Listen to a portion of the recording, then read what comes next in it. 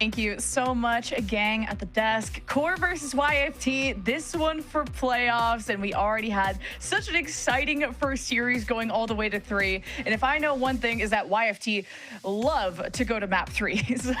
Yeah, never gonna us a slow day at all. The compositions we have so far, I love the way the desk broke it down. Yeah, mechanics need to be up for Core. They have the opportunity for that with Chamber in tow as well, but you've got some of the slow play but amazing retake also from YFT with the Harbor up in tow. Don't see it a lot in this map either. I think this map's been solved with some of the compositions you have coming forward, but there's so much Harbor being played on this map in tier 2. So excited to see why Core switched off of it and why YFT want to stick with it the entire time. We'll start off with some C mount pressure, space taking from both sides.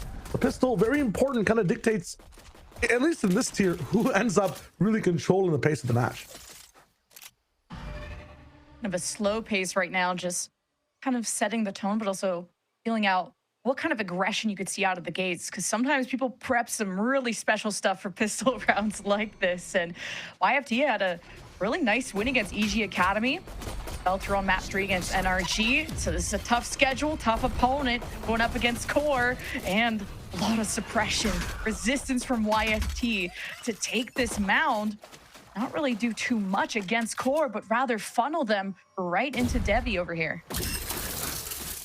Can double smoke that one way as well. The trade should be coming in on site just now. Moose have to answer the stairs in just a second as well. Stallion just too good off the angle. Smokes don't bother him at all. He is not scared of anything, not even the creator of that darkness. Flya going down. Finally solved though. Backside, Derek has a lot of work to do. They'll start to rail right into him, but too many different players on too many sides and not handle the pressure. Very good retake there from YFT. And kind of a nice redirect from Core, and with some of these clean shots that I'm seeing just right out of the gates, like really impressed with what Derek just tried to do. And of course, overall, Stallion, the 3K, so stoic at that staircase with the Ghost, and how they're able to keep up with macro-wise against Core, who flipped the map after that initial aggression from YFT, but still very measured, not just immediately jumping out as the barriers come down, but now you have the anti-eco for YFT, and they're setting up around the map. Core, though, they've had some nice wins as well against Pigeons and FlyQuest. The desk gave a lot of respect to those teams, but now you're at the end of the road here for stage 3, and you're hoping that continues to playoffs. You want to carry that momentum forward. Only going to be facing harder and harder teams. I think they are the expected, team to win today, right? There's clearly an underdog here between these two. Again, just an experience, the types of players on both of these rosters. You cannot count out YFT, though. I'm liking their approach to this map as well with that Harbor. So many cool things you can do on pistol, having 2 guaranteed domes as well. Omen gets to be a bit more stronger overall, being able to spec into a Ghost. And some other util as well, not having to always buy 2 smokes at the same time on this anti-eco. How many tricks of the trade can we find from Core? The Headhunter is still going to be active. Threatening weapon, and again, as Roy said, these will be slow rounds from Core, just taking as much space as possible before that eventual pop. They can really explore this map with both the Viper wall to re-explore in the A, challenging lots of the dome smokes as well, with the lack of Viper on the side of YFT. Now the smokes come down. Core are going to be a bit exposed, not moving it as a death ball surprisingly, just seeing if they can scratch the surface of YFT. And kind of a fun fact while we wait for this round to develop, Ziff used to be on court, and Ziff, hey, shout out to Ziff, just got a pick with the Sheriff. The rest will come the way of YFT. Core having 3 left, well, at least get the spike plant. Always helps. Moose having the most amount of kills, that'll be given to him. And YFT will be crunching in from all sides. And it's still in play. Right clicks might get a bit scary. Blastback's invested. Protection for the bandits. Not really possible. And for Flya, it's just all about value.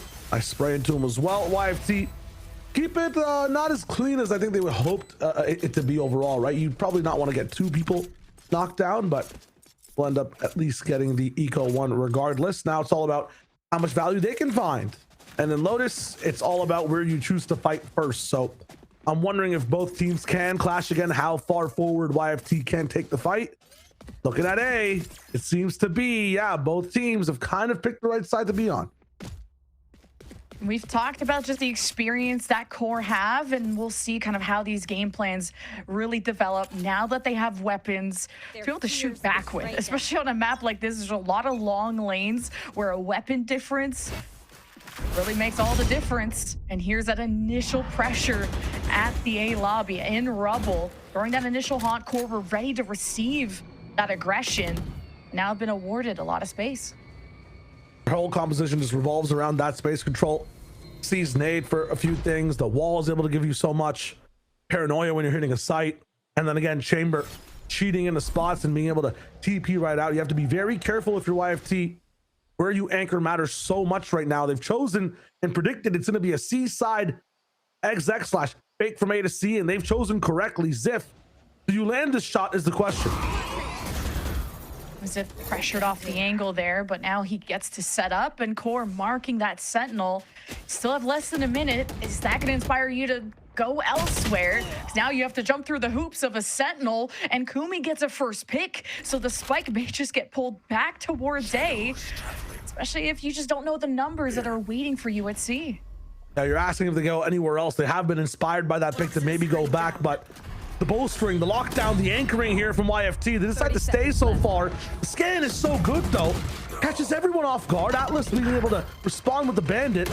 Door open to buy some time and pressure. Derek is online though. And what looked to be a good call from YFT, the shot just doesn't match the macro there, unfortunately. They all go down.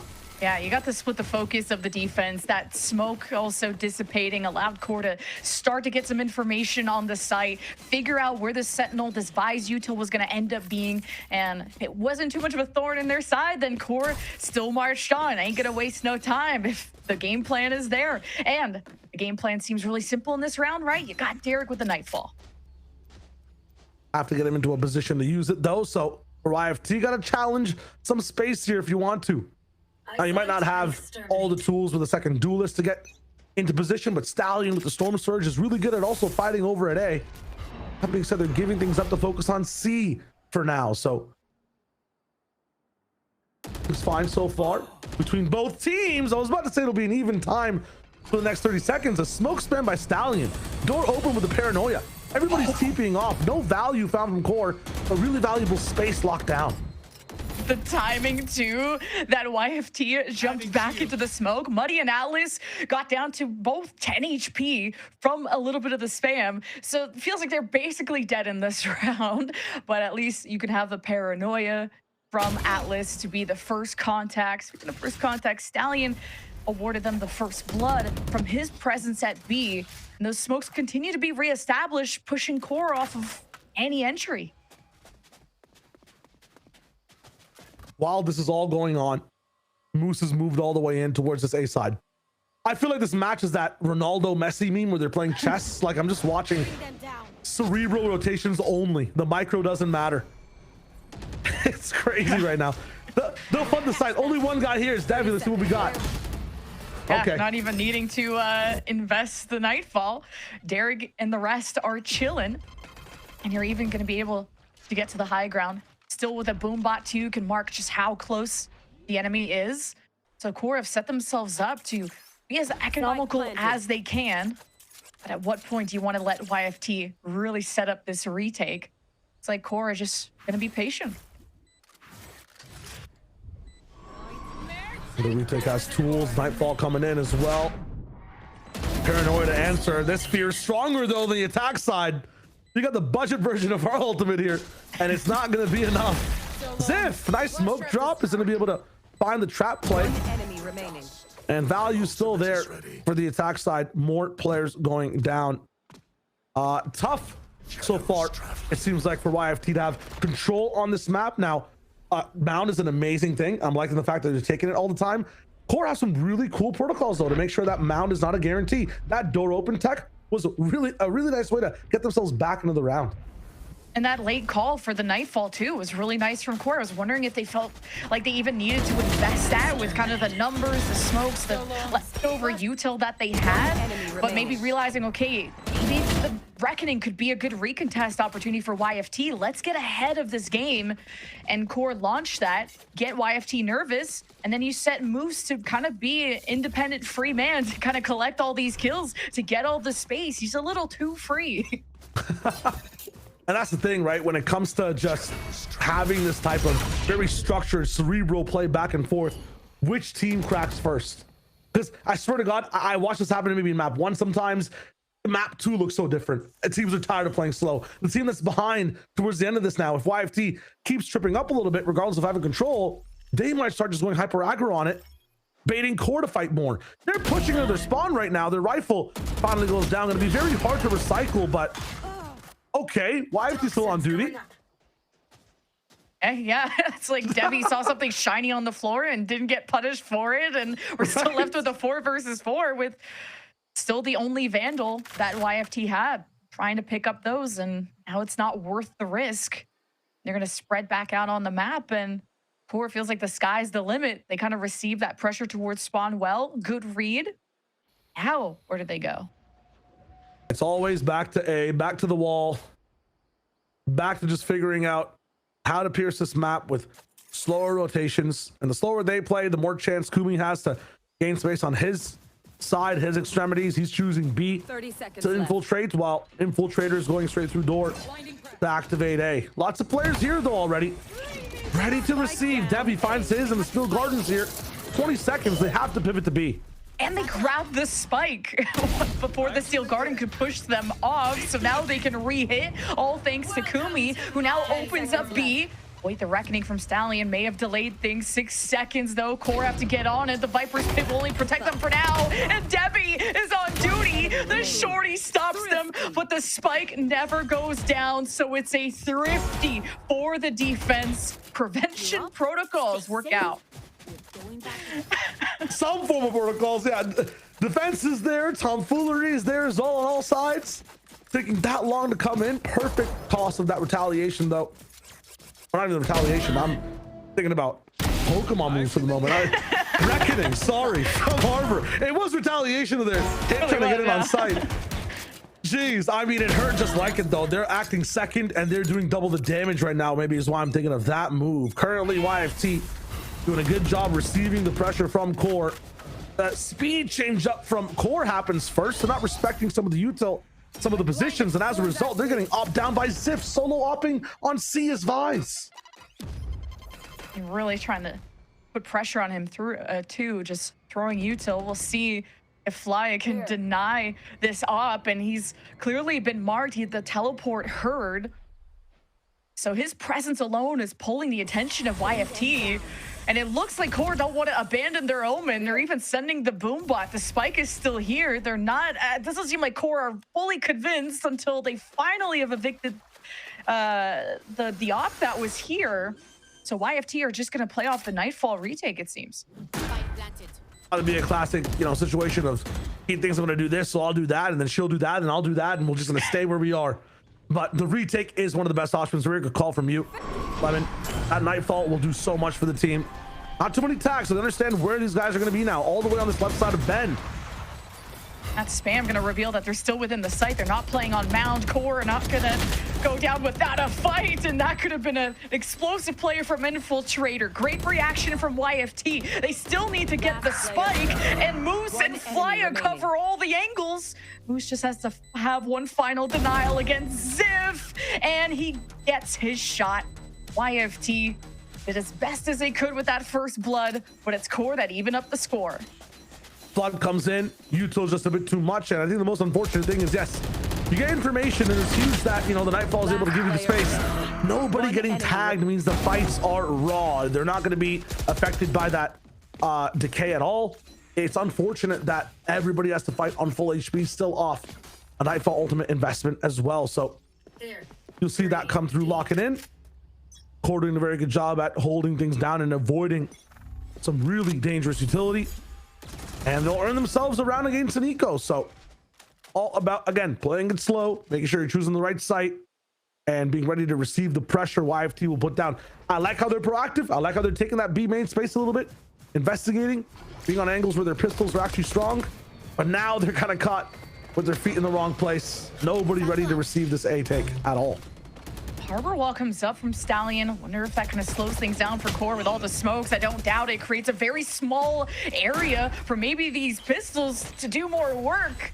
But unfortunately for YFT, Core are just locking this whole site down.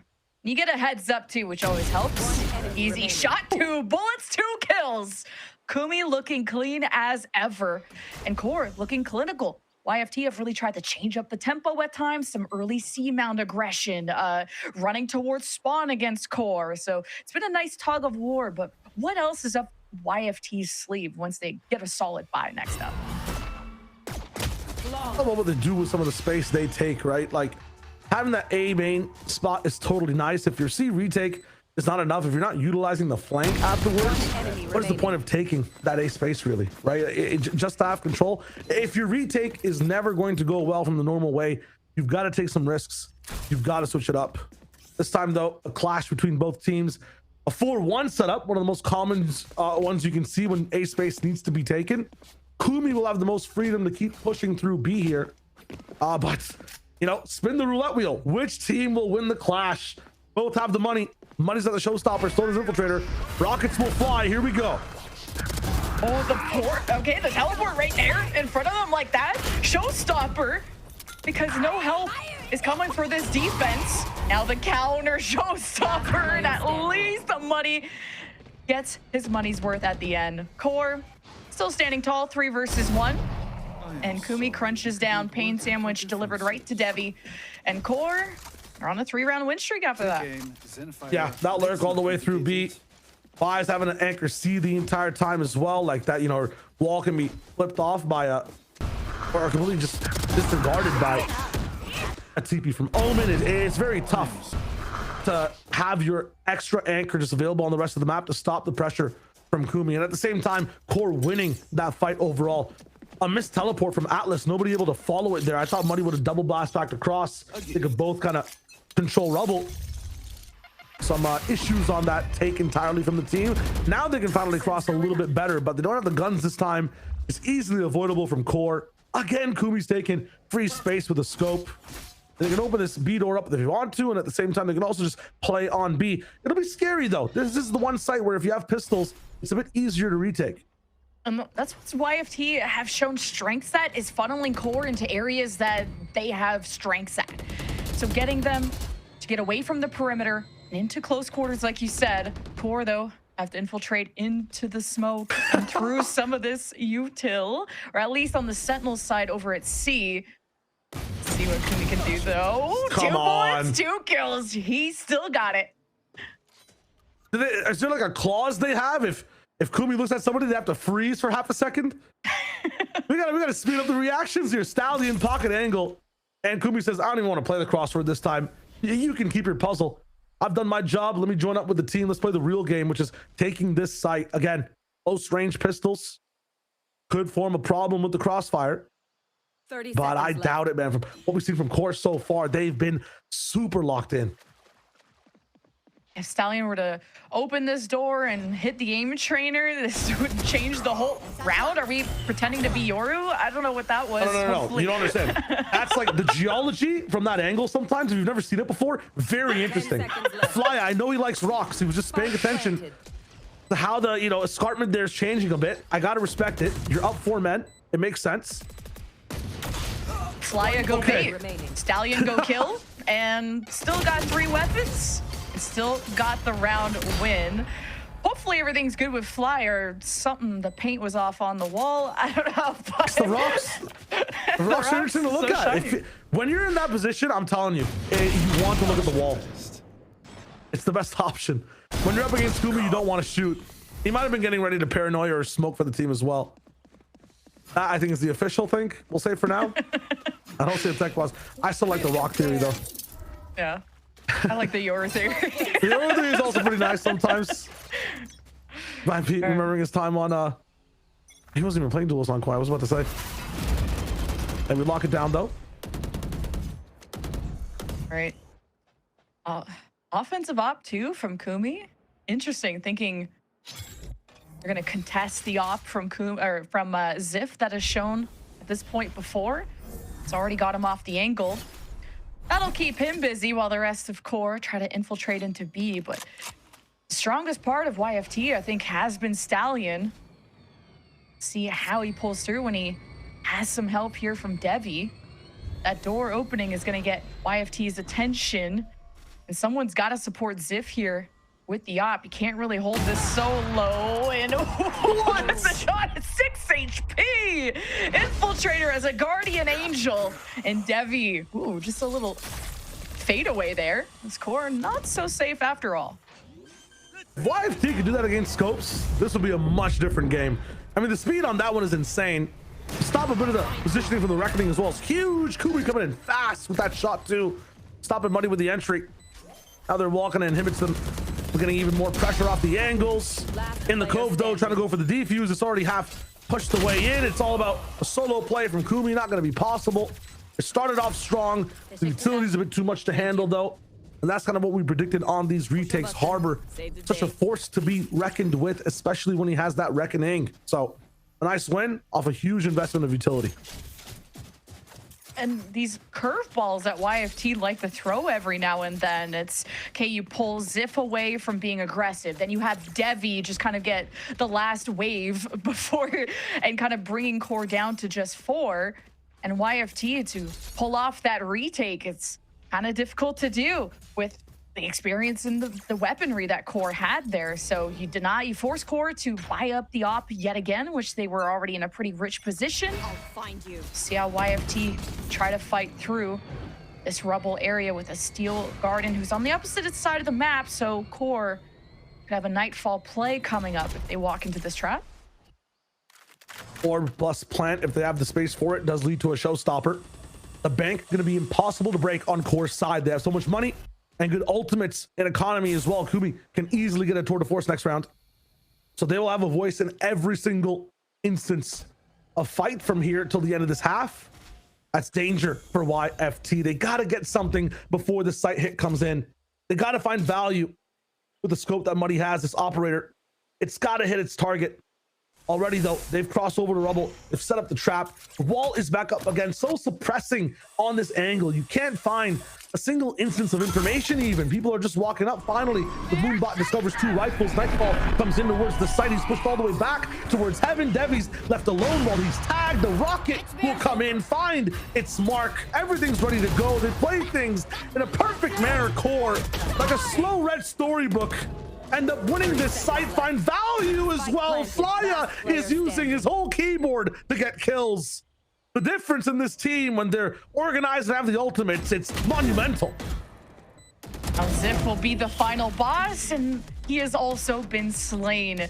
And that was just, yeah, fantastic job from Core. They had only marked 1 with the Nightfall, still were able to react appropriately when discovering more defenders. Even that adjustment of the showstopper right here, keeping the attention at staircase. Like Infiltrator, the experience is really showing, and kind of getting full value out of these ultimates. Core are looking really clinical, and that's why they've looked like the favorites here.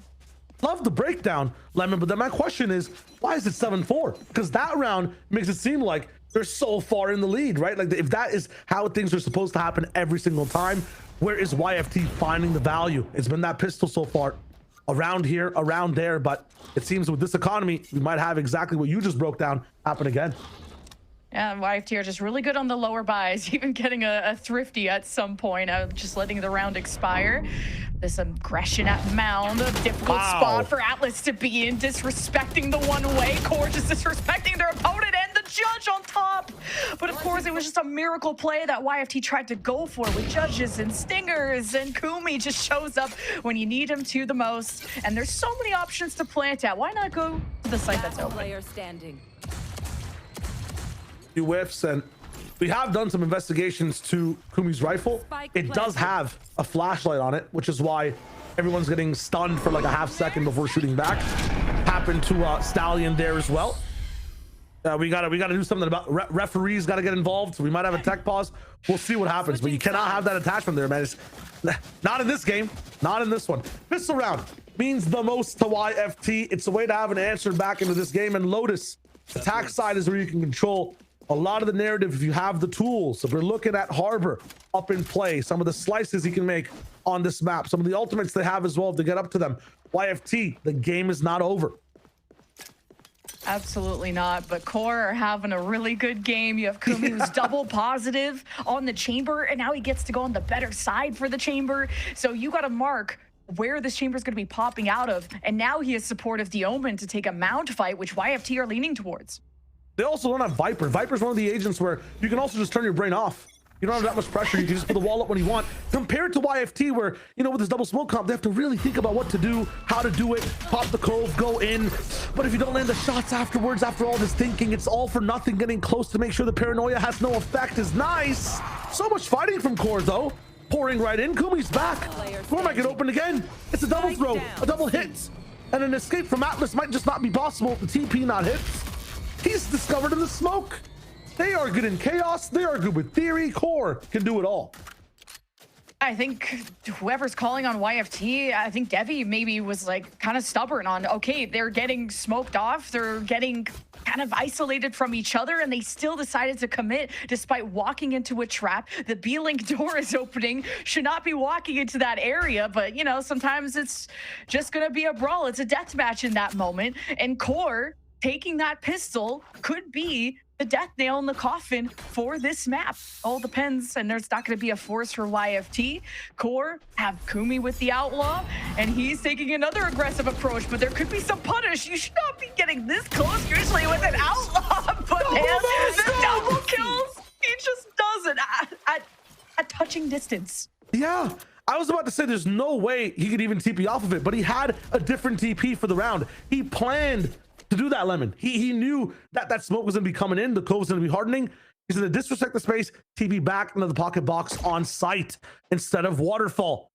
Everybody on Core is ready. They have the anti set up for YFT. And again, Viper, you don't even have to think, and you can still activate the rest of your team. Wall down in 2 seconds. There's the spray. Blocked by the door. Hold up. The C's also not finding anybody, but where could he have gone, right, is the question. One enemy remaining. Oh, man. Spike down A. Flawless. Flawless one. There's also like psychic damage if you're a fan of D&D. like Core are inflicting that as well. And it's ironclad how they're rolling through these maps, or through these rounds, I should say. But the first rifle round coming up for YFT, and this is a really young squad. I think they could still pull through, but we were talking about how the gap in the score wasn't too big at the beginning, but it's turning into a bit of a hemorrhage unless YFT turn around their odds here. They're saying through these maps, you're kind of spoiling the script there. I mean, you gotta... Oh, my bad. I flipped through the pages too fast. They've got the tool, so I believe in YFT here. Definitely a possibility. We've seen the comeback potential in the last series you just watched as well. It takes one round. My biggest thing too is that it sometimes can be possible from the timeout. And I know it's very early in this half. I know we haven't forced in that last round either. I think a round loss here definitely would prompt a type of restructure maybe from the coaches to help out YFT and approach with this one.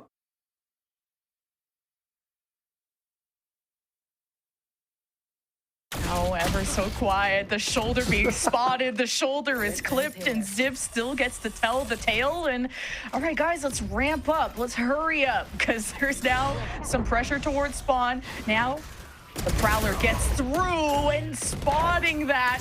Really good job from YFT to cover all of their bases. Looking like another flawless round, this time on the side of the attack, which they desperately needed. Won't be flawless, but hopefully it boosts the morale enough. Yeah, the morale's what's needed. Flawless was very close and would have been amazing, but you have to assume with all that chaos, all the smokes, once they dissipate, something crazy could rock down and happen.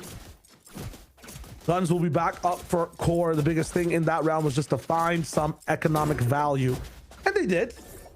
The rest of this round, though, is how much can they stay in control. The one cool thing YFT is doing is that if you want to engage with them in the way that Core are, you have to get crazy.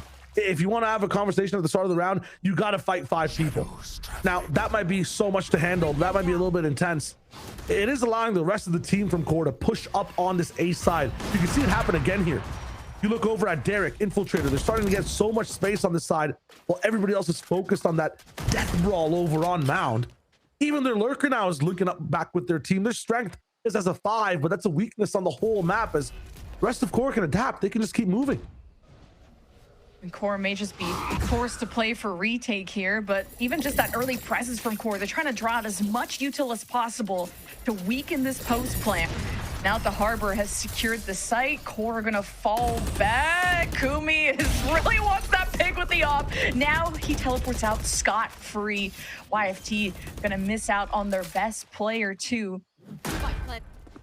But at least they have time on their side, and Core have the whole army marching on in. Double satchels, boombot, everything. Kumi keeping a close eye with the op. In the wings is YFT. What perfect moment for the Nightfall, hitting everyone from Core, who now are just caught completely red-handed. And Kumi and Moose now have to work together. 2 versus 2, it's still winnable with clean shots like that. It is. Zip is so low health, and Kumi pulls through for Core. It's insane. The slow play still exists towards the very end. The patience, the temperament from Kumi and the rest of the team to follow through there. Moose to stay silent, swing with him is huge. Surgical, I think, is the word that you were using in the last game as well, maybe to describe some of the earlier rounds here. Lemon, it continues to be an hour-long operation for these guys. They're cutting through YFT over and over again. Solid stuff, but YFT have shown good signs, but trading these rounds is not going to be enough. You got to be able to out sprint Core, and for them to just have the awareness to play for retake, to get Stallion down, to play around the op. Core are used to this style of slow play. Now Derek gets an eye out with the Prowler, presence in rubble, something that Infiltrator will react to. But he does get marked, and now he's going to go back to a safe position. I was about to say, that's crazy to just walk up by yourself 11-5. Sometimes those crazy plays are the difference makers, especially on a map like Lotus. Now, the best thing for YFT so far have been these 4-1 setups, these death brawls. Not really the slow play, but the actual execute itself. That being said, their comp doesn't really support it. They don't have that second duelist. They don't have the ability to frag hard. And in this one, they're going to need an Infiltrator trying to go for the fight. Atlas is the one to be able to win it overall first. The option, though, Kumi will deny the B take. Door not open yet. He'll TP off. The flank also coming in. YFT are going to get crunched. It's just, can Core survive? And 2 people die? The answer is no. Oh, that's really tough. Core. They put so much spam. They gave YFT a heads up. Maybe Core just tried to bait out so that Infiltrator wasn't going to be immediately spotted, but he's been inching forward, trying to get that first pick to be the big hero for Core. But YFT, I think, have really solidified some of these rounds. And when they have to react quickly, the zoomer aim kicks in, and YFT have looked, have flashes of brilliance, but still quite a gap for them to close. And a long road ahead for Core, it seems. Very much so seems like it. The biggest thing I'm looking at from the side of YFT, now that you mention it, is I called out the fact they don't have the exec potential because they don't have, there's the same level of pop as like a Sky Jet would with this comp as well. But they're over dumping so much utility, so many smokes that Core are starting to challenge it, getting isolated a lot. They're playing in the most interesting way with the slowness, and they are starting to match Core on it as well. The biggest thing too has been Stallion's Reckoning and all these ultimates they can really act off of. 4 of them to be able to use to actually execute some of these sites. The Steel Garden, we've seen it have value before. The Nightfall as well from Devi's been amazing. Muddy's rockets have been landing on their mark. They can easily start to keep translating these rounds. Some of these ultimates are coming over on the other side too, right? Tour de Force makes rounds like this a double operator situation. Yeah, double sniper on the perimeter. Core are gonna leave the Viper wall down. They want to hunt open season, and then they bring the wall back up to escort Infiltrator back to safety. He likes kind of this push and pull, these re-hits to keep YFT guessing, and they're just gonna keep surging forward off the Reckoning, off the call from Stallion, who falls. But can YFT just pick up the slack here? At least the teamwork to shove through on the left lane works out to overwhelm Core. And how will these last 2 defenders go until the flank gets activated? Moose, as dependable as ever. YFT have to go to plan B. Cause a mess, then they can fix it. That trip might just hit inside B main as well, so you understand where one of them are. Spike planted, other person caught in main. Kumi will solve this problem first. And now the mystery is a little bit easier to solve for the side of Core. They wait for the push. Ziff is ready. Ziff could almost get both. Now a 2 versus 1. Clean reaction from Flya. Like that YFT, we're just trying to take advantage of time to reposition for Core. I have to re-clear into them. Gumi and Flya, though, running out of time. And Atlas being as patient as ever. Core, no. Surely. Oh, no. The 2 rooms that are left and 1v1 and just no time for Kumi at this point. Just by like a hair as well. That seemed to be in Core's favor, but it just took too long to kind of find everybody. Speed of this match, molasses between both these teams, but at the same time, YFT used that slowness to kind of like offbeat pace. Core, the flood in sometimes the utility comes too fast. Other times they're challenging them with util in their hands. A lot of the times you're using their smokes against them. And at the same time, all the way towards the end, they keep making this mess and then fixing their mess when it comes to the round. They're enjoying the 2v2. They're enjoying the 2v3s a lot, YFT. It's pretty successful for them on this half so far. I'm so surprised. Like, Core had 2 snipers. You didn't have anything off the Steel Garden. And YFT, just their understanding of fundamentals and how they're able to draw out each second and waste Core's time. And that's just going to be an easy lesson for Core to just tempo up. Speaking of, now Rubble pressure. A lot on Atlas. And as soon as he jumps up, what a headshot too from Infiltrator. YFT going to try and keep the pace. Try and push through the left side of the map off the Prowler. The smokes come back up and there's hesitation with YFT because Muddy would be going in alone, unsupported. And this pressure is made from not diamonds, just I would say, like, I don't know, base level carbon. It's sheriffs on the side of the defense so far. Nothing shiny. The only rifle they have in hand is from Kumi. I think Moose also either picks one up or starts with something a little bit more subpar as well. They do not have the firepower to take this all the way into the retake in long range and in a non-messy way. Now it's time for Core to get chaotic. Oh, Kumi. I thought he got seized there, but Nightfall. Okay, Spike is down. We're not planting. What is the Spike is down again? Voss! Huh? Rely on Stallion, I guess. I mean, that's a buy round though. They had rifles, they had a chance. They tried their best with the Nightfall. Impossible situation. You don't have the variables for this one, my friend. There's no time on the clock. That is a decision from YFT. Yeah, I don't think I remember the last time I've seen the Spike get dropped there. Maybe forgot he had. I don't know. That's very strange. I think YFT could have built off the momentum. They were starting to get wind in their sails, and pressure really got to them to try and challenge Core on the other side of this wall. And that gap, I mean, it was multiple kills. The Spike got dropped twice, and there wasn't that trade from YFT. So now it's match point for Core, and we'll see what the buy ends up being for YFT. I'm just checking my glasses right now. I know you can see me too do this on camera. I just want to be sure. Core were the ones on eco there, right? They're the ones that have the sheriffs. And these guys push heaven. Now Atlas is dying to the C's nade. Everything's falling apart. Solo swing from Muddy. Yeah, it's looking muddy right now. Everything falling apart for YFT. This is the part where they were organized. Their slow approach was doing so well. You make them activate their own Viper's wall. You play around it a little bit. The TP comes in at an off time. The beat is going all over the place now for this attack team. And yeah, the trades are there, but at what cost? 3 players still alive. Ziff. That's the match. That's the last round. That's the map. Thank you, Sierra. If I could be a coat merchant along with the desk, like YFT love going to map 3s, which definitely tells you they're strong at their picks and weak in others. They're working on their map pool. They've taken good wins against even recently EG Academy. So it's not over for YFT. I mean, okay, I'll be the non-coper, then the man of reality, the man of many theories as well. And what I've seen in patterns with teams that love map 3s, teams that love 13-11s, is the later a season goes, the more games you have to play, the less likely it is you kind of hit that later spot in these maps, in these rounds, in the comebacks. It takes a little bit of sensible consistency as well, a little bit of these 2-0s coming in and map 1 wins.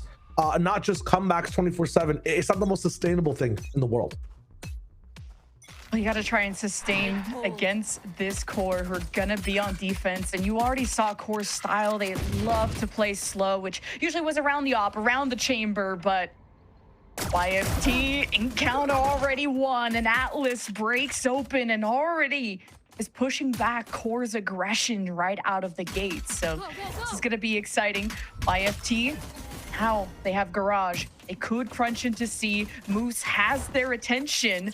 He's already half health. He's been marked. Fly is around the corner to help him bail out, but YFT are going to work the map.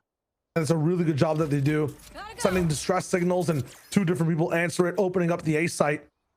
Now it's just Fade alone, just Derek to hold things down. They double back into it though, expecting, because of this noise cut, that there's going to be an immediate A rotate to bunker up what would be the fake. And it's an amazing call from the side of YFT. It's perfect. They go right back into the C. Everybody's gone towards the A side on core. They have manipulated the map perfectly.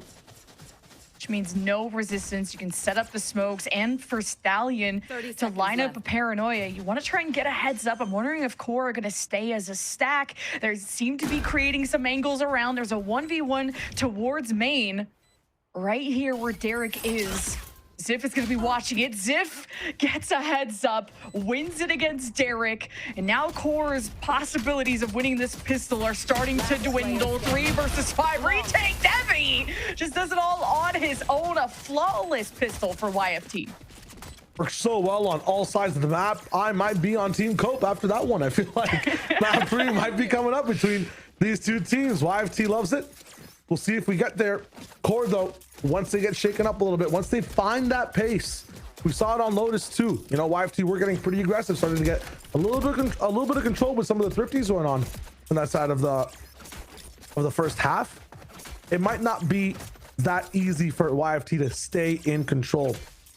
Is the entire situation. We start over with core stacking on that A side. You got to be careful if you're anyone that's all the way up here. We talked about the 4-1 setup. Ziff just has a ghost if he goes down. If he can go down, all they get is a mini upgrade. The rest of the team, so much info to play with. Not a stack in sight. They get C-side again for free. Already halfway to the lockdown. Like, Ziff is going to be someone you'll want to set up for that ult in the future. And Ziff has had one of the cleaner shots when it comes to YFT, and at least this eagerness to win. I'm really seeing it out of YFT. You could tell that this map has changed everything for them, but we'll see how that trend continues when core get established in this map, when they get to buy up rifles, and really how they've been able to use their ults and actually get impact out of it. So core eventually have good game plans, but this is not their map pick, so we'll see how they do on YFT's playground. Be a chance here for them to try to get just a little bit more value. Ooh, and there it is. Hold up. Okay, if there was even more afterwards, that's a very expensive round, but able to save the Bulldog. And yeah, we talk about the relationship from when you actually have the rifles, when you have a chance to actually play the games and the rounds. One of the biggest things here for core is coming into this map, they just finished playing the same composition that YFT, I believe, are kind of running right now. What they had previously was this entire comp. They understand the ins and the outs, the strengths of it overall, and this is the first time we're kind of seeing this from core and how they want to operate on Haven. The jet switch up, the moving away a little bit from Omen entirely. And the thing is, do they have a read then on how YFT want to play the game? What is the best option to retake C against the comp that you guys have drilled for so long? We'll see if they have the answers. Atlas has to run it back, so as soon as he gets close, he could get so much information deep into the site, but there is a lot of cipher trips to try and get through, and even with core having that information off the camera, they just get bulldozed out of the site and just overwhelmed by utility. So IFT have really been liking this C site, and core are gonna have to figure out how to strengthen that a little bit better. The running back didn't even have to be used there from YFT. Derek's double does weaken YFT, but I don't know about creating any kind of winning chance. It's 30 HP. Wait. Okay. Everybody putting damage into Derek there at the end. Yeah, I mean, takes 5 to take down the GOAT. Unfortunately though for Core, even with the understanding with that one, the timing of everything, the dart coming in the same time as the nano swarm, the same time as the teleport, you can only deal, well, you can only really see one and deal with it first. It lets the dart scan, it lets the TP activate. It's a beautiful orchestra of utility and positioning from YFT. To convert that bonus too, I think we're gonna be cope merchants some more, especially when you have a run it back. You could just roll down into core, and they're pretty spread around the map. There's no kind of death ball stack shenanigans. And already some early information given from Derek. One of the things that you can run on this map a lot to help in these ecos is Neon. Burning alive right now. No chance to stop the run it back, unfortunately. But the slide is just so good at breaking space, and it does again. Solves the entire issue for the site. It's always nice to be able to get a kill with that run it back too. So Atlas being able to come back to the starting point, deal with whatever core would try to throw at them. So YFT have shown us now how aggressive and how quick they can tempo up into C to disrespect the Cypher util, to even though they were marked by Derek, to not take that as a pivot point. So YFT have shown us how committed they can be and also how they can work the map. And this is something they prepared, especially for Core. Funny again, because Core should be prepped up for this comp, should be prepped up for the options. Again, some of the best stuff we saw from YFT is when they were finally just about to hit the site, the way they off tempo or choose the util specifically to get onto it. It's really helping them fight. It's giving them guaranteed space. They're basically activating once onto the site and then from their smokes expanding as well, making it really hard for the defending team to trade or their anchors to get too much value. And on Haven, it's even easier to do. Lotus has a lot of different spaces you can kind of play in to avoid some of the second wave of entries, but Haven's a pretty honest map. The best thing you can do on defense is what Kumi's doing. Go for these initial plays covered by Flya. Not enough as Kumi now is trapped inside Cubby. How much value can he find? Just one, and that's a really good trade for YFT. Yeah, no chance. You don't have a safe position to use the run it back. So Flya not kind of putting up enough space there. Really cooked Core in a moment where they had first blood and they have Infiltrator with the op watching A. It seemed like they had all their bases covered, and YFT just react appropriately. They lose one, they never falter, they keep committing. That's what I really like about YFT. They never give up, they never surrender. They are going to slow it down because it's still a 3 versus 3. Best thing Kumi did with that death is see 3 people mid. Give Score the confidence to look here. Muddy's still able to give the team an advantage. Again, those re-hits, second, third wave execs on the sites.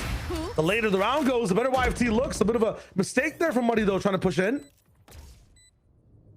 Yeah, YFT had not marked that op yet because Infiltrator had kept that hidden, was over at A, and now Spike has been tapped. Ziv has to be careful how he swings into this because that stone is brittle. And Stallion is on top. Absolutely, the wall's super brittle. Rocks them down, but the distraction is so good for Stallion to get the double spray. We gotta see that one back if we got it. It was so fast and they were slightly spread apart.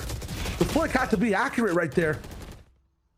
Timeout for Core. Things not going their way. One of the first early ones that we saw coming out. And this is looking tough for them overall. Again, a comp that you should understand.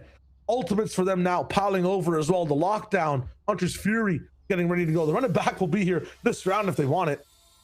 1 kill, 2 orbs, and a plant. It looks a bit too overwhelming for Core to play. Now, what are some of the options Core have is my question as well. The Astra is definitely there for like the Cosmic Divide retake, but even then, like you have lockdown to counter it. There's so many options that YFT have to stop the comp that Core is running.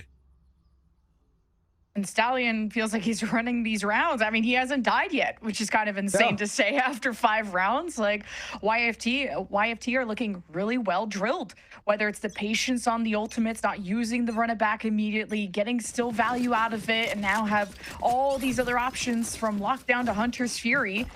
And Derek's not on the Sova, which he's really known for, but he's been picking up the fade, but you don't have that Hunter's Fury to, for example, immediately deal with the lockdowns. So difficult decision for Core to really weigh in on how they fight through the lockdown, or how much time does that build for Zip's post plant if that happens there.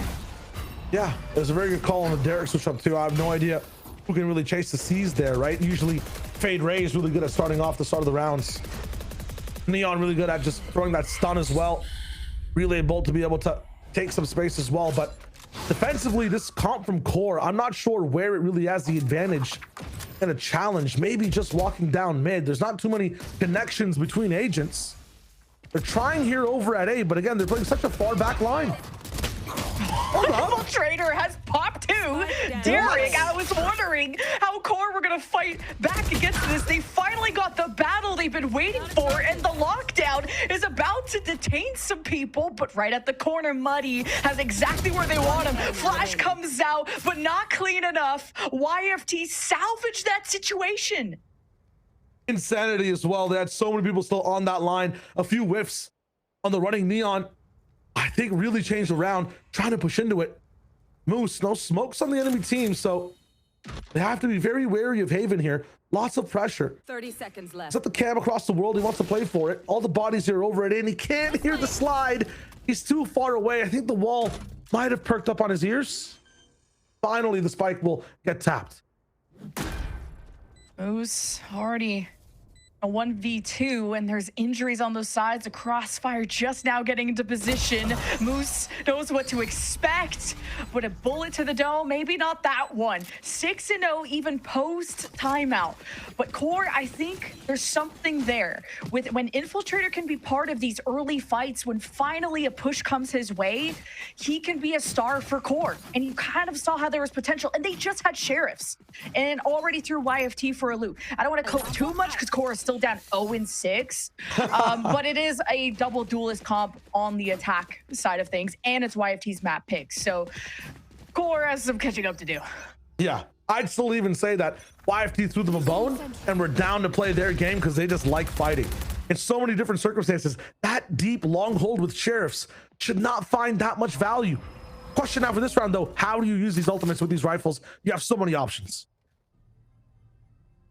It seems like YFT have gotten a lot of strengths, a lot of success at C, but that garage control has been such a huge part of that.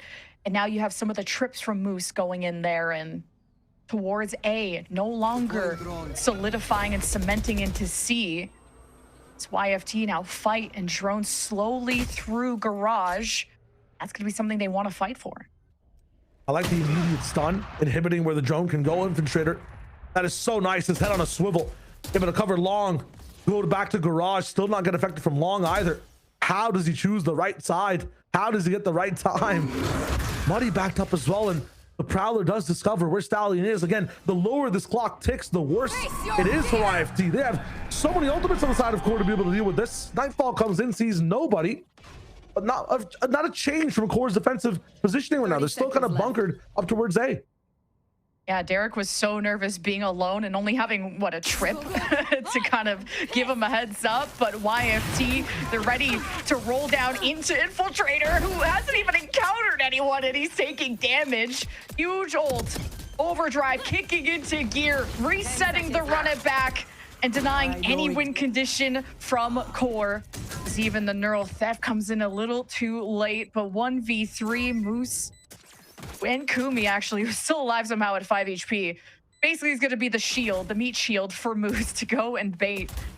And Core gotten back the site. Hunter's Fury gets invested, and Kumi has to play dodgeball against this. Not going to be great.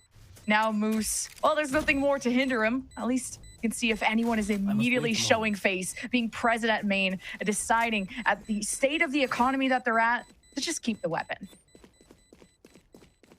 I think it is the best choice for the moment. And their state of the economy, bad. If you look at their total economy though, Jen, the ultimates as well. They used 3 in that round, found no value. Their most important one for the retake never got used either, which I guess is a blessing. But Flya, Cosmic Divide, where was it in that round?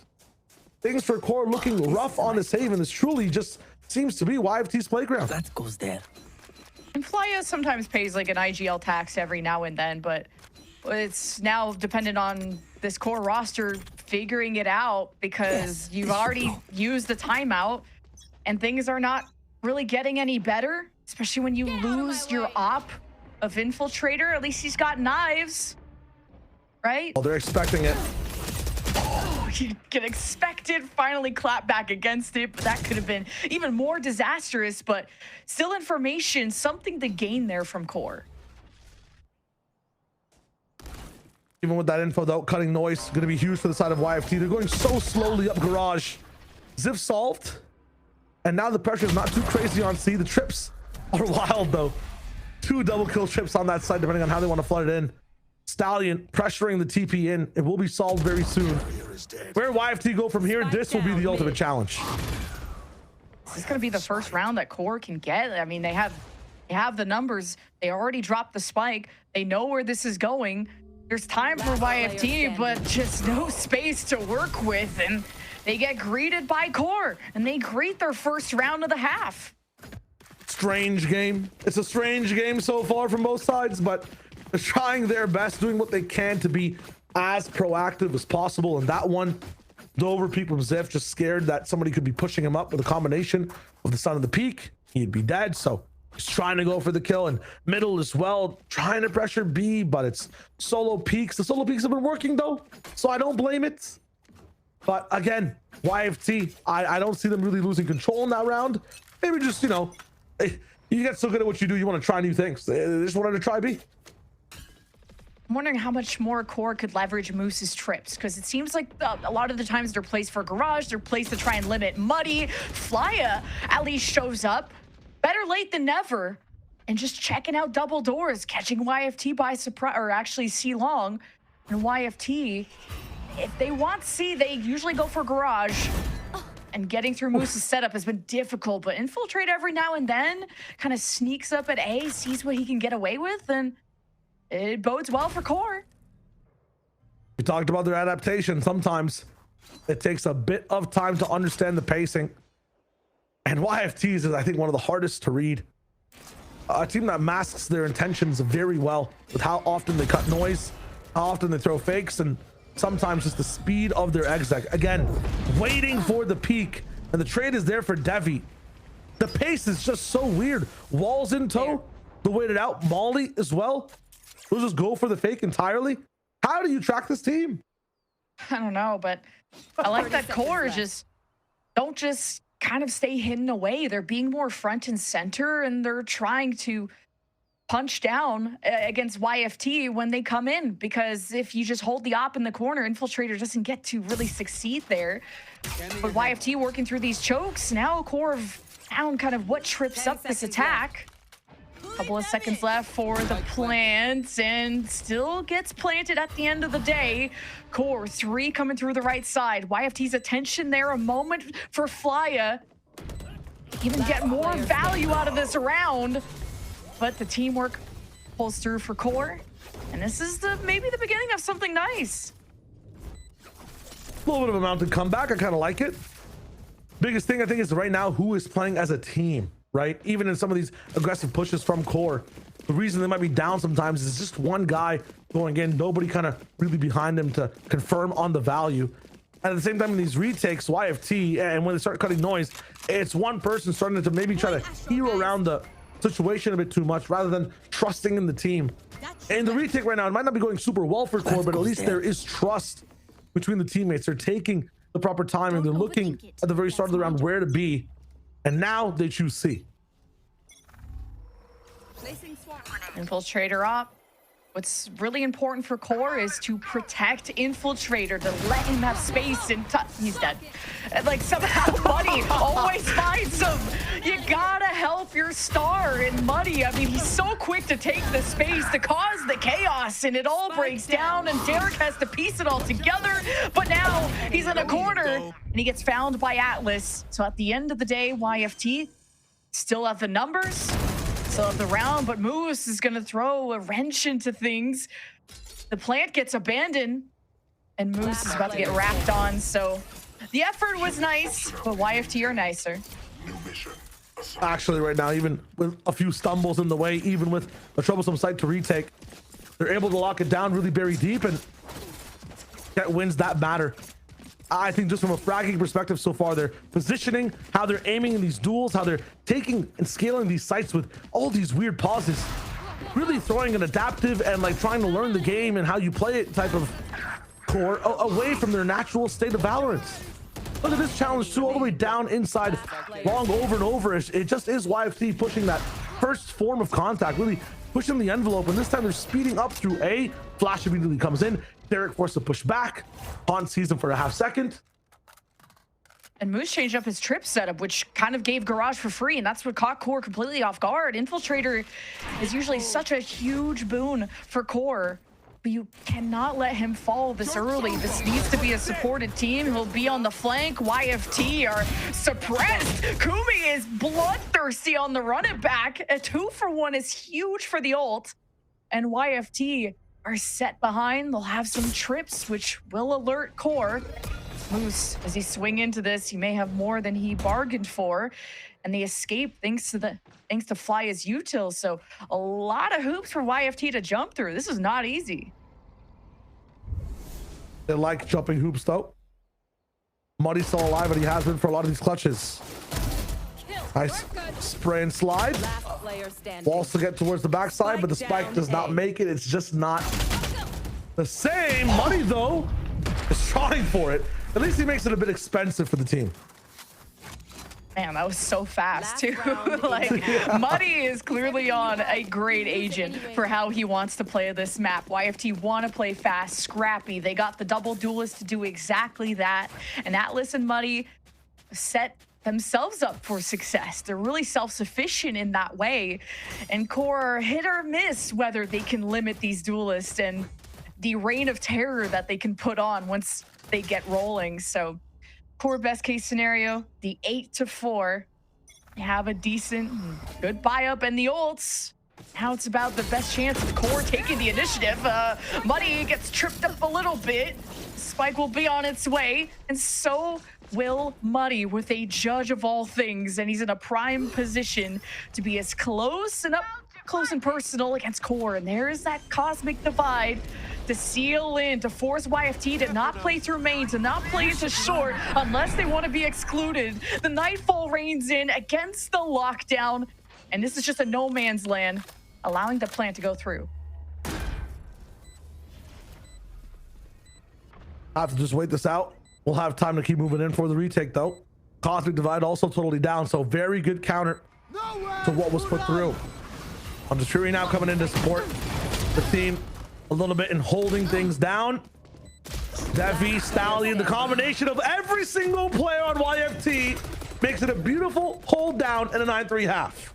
Stallion was marked by the Haunt, I believe, from Derek, so they knew he was there, but just with all the smokes and all the chaos and confusion, Core just, or Stallion and friends, YFT just being right below them on the drop down is kind of a great position to be in when Core were lost on where to look in that moment. So 9-3 continues to go the way of YFT, but this pistol, we'll see if YFT could force a map 3, because clearly the wind is in their sails, and it all depends on this pistol, I think, to how they want to close this out. We talked about attacking pistols though just this entire day. They've been kind of crazy between these teams. I think that's the case in this one. 3 sheriffs to the side of Core, and I think this is the side that they probably have more of practice with. Derek, a slower approach overall as well. Muddy finding Flya. No smokes available for these takes is going to be a problem in this pistol round. And for Muddy to drop the spike and kind of fade out like he was never even there, you're just resetting Core, and that's good time for YFT to regroup and to still have Muddy in here. Because when he scraps through, man, it's tough to fight back against YFT when they have the speed and the zoomer aim. But Core seemed to have picked the perfect spot, a completely open site. And slowly for now, the B retake on pistols never the most fun, so they can choose to stay here or maybe go for the pivot if they like A more or C. It seems to be a C pivot. Yeah, again, in this situation, knowing nothing, I would not want anyone to plant B, not even my worst enemies. Atlas will be able to find one. The cost of this rotate might be huge though. the same time, a 30 spike seconds down is left. success. That's a spike down. They're really trying to future-proof this with the timing. There's just too many angles. Planted. Lady Luck is definitely smiling on Atlas, rotating out of C to go and maybe check out B and gets greeted near the garage. Then the second player had their back turned. And Atlas, that luck has run out. Someone is already on the spike. It's got Infiltrator nervous, and he gets dealt with swiftly. YFT smiling ear to ear as they go to double digits. What did I say, man, about the map threes? You were right. You were absolutely right. They're doing such a good job at pushing forward, staying confident. And again, if one person really wants to pop off, there's either enough room to where you're focused on the objective on the other side, or there's somebody else swinging with the other members of YFT. That, I think, is the biggest change from that Lotus map into this map too. They're doing a really good job at staying together. They started to do that towards the very end of map 1, but it just wasn't enough time. And not enough time is what QOR's description should be for this catch-up for the moment.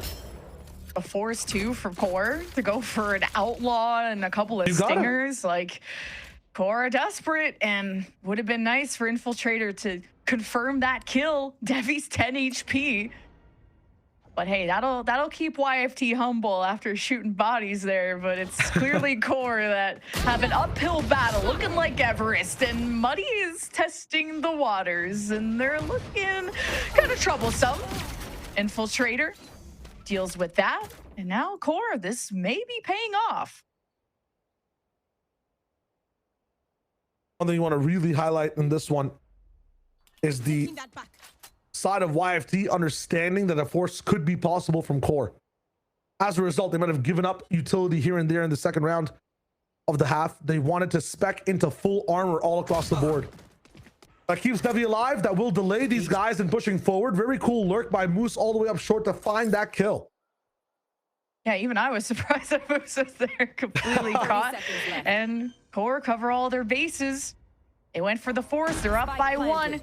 Here comes YFT, maybe a little bit earlier than expected, but Infiltrator, the tip of the spear for this team, set up for the outlaw, did the initial damage, gets the execution, flash out as the rest of YFT go to retake. Now Atlas would just be happy to be able to keep this weapon, as QOR benefit from the risk that they were willing to take. 4 different people ready to go, rearing to just try and win. I think they understand. Let's not take too many risks, even if we can break their economy. Who cares if they keep the stingers for a round? The real thing is making sure that we kill them when we're all up, be able to affect the economy that way. Atlas as well would like to get a few exits if possible, just for the ultimate orb. But yeah, value position, not a full hidden position. Doesn't find too much. 4-10. Starting to get organized once again. Let's see if they can keep it going. Now YFT have to definitely watch for what line this outlaw is going to take, and that's why you have this turret out front from Ziv. Let that be the first point of contact. And what can you do from Devi's kit to get a heads up or get some info on if that outlaw is going to be on the A main lane? So kind of a tricky round for YFT to approach, especially when they have a bunch of classics.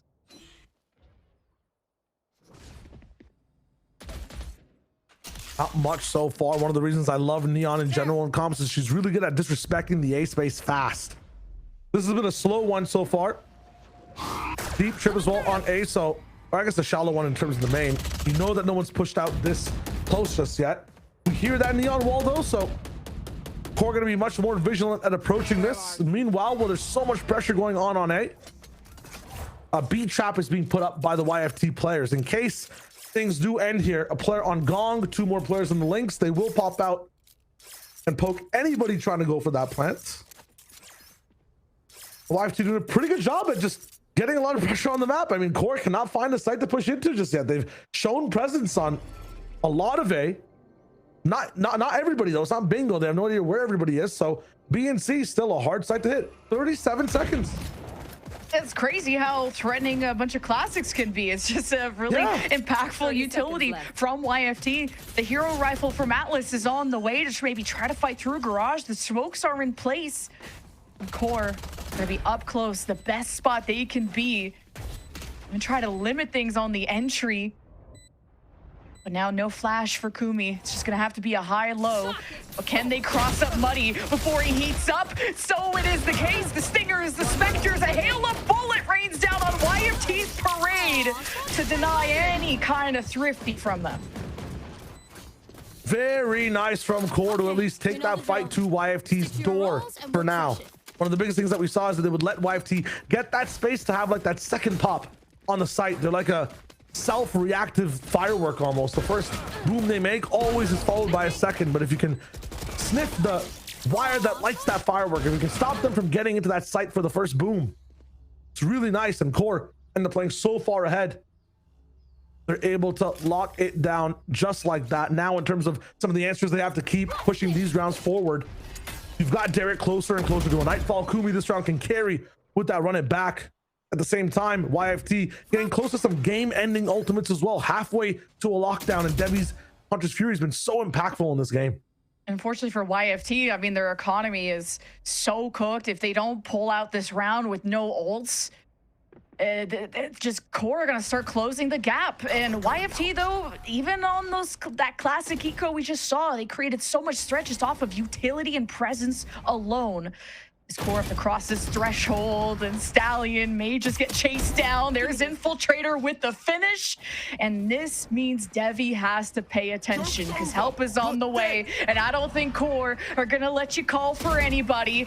Kumi, run it back, reset. Devi still in this position, maybe a missed jump from Infiltrator, just trying to get some looks into the back of the site, but YFT have been given time to rotate in, but that patience pays off for Core, and they completely wipe the floor with YFT.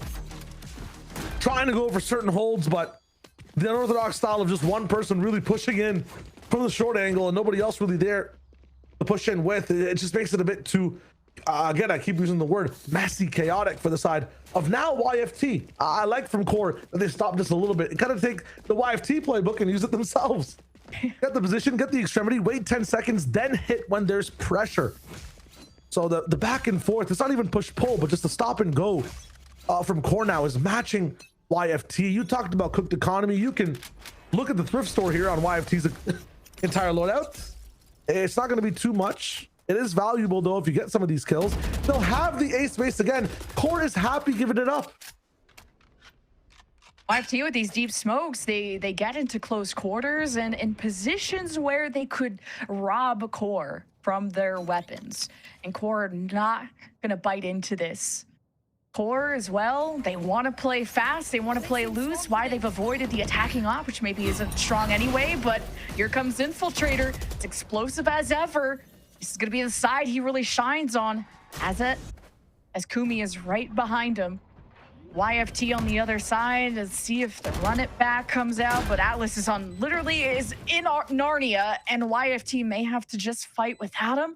Garage is something that Ziv wants to take a swing at. He's got the Sheriff, he's got the crosshair lineup, and he gets Kumi down. This means Moose has to take the mantle while watching the mid-courtyard.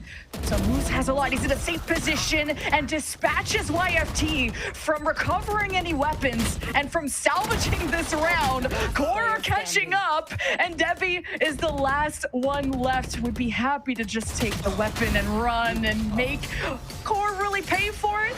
But now Core keep themselves within 3.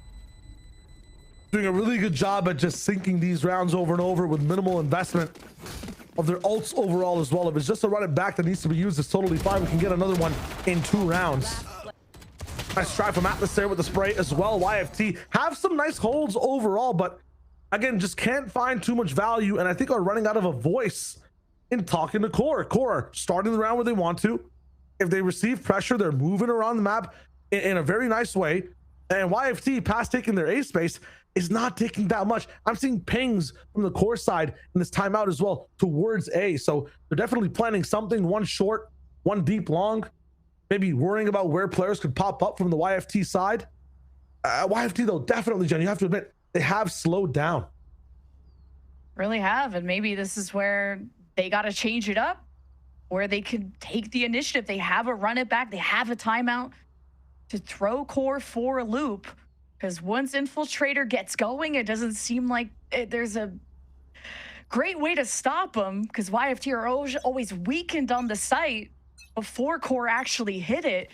So there's less chances for YFT when they're outnumbered in these cases. So Core, ever since the force in the second round of the half, they've been slowly running away with this. So despite a 9-3 deficit, Core, or even 10-3 deficit, Core are catching up. Doing a good job. One of the best things for them on that catch up too is, again, interruption. They're so good at interrupting the way people end up on these sites. So good at figuring out what is going on when silence does hit very early into the round, or like before sites are hit as well. Very good reactions here now. I'm wondering if the wall has to be used up. Moose ends up finding Devi again. Neural theft. That opens up the entire round. They know that nobody's on A.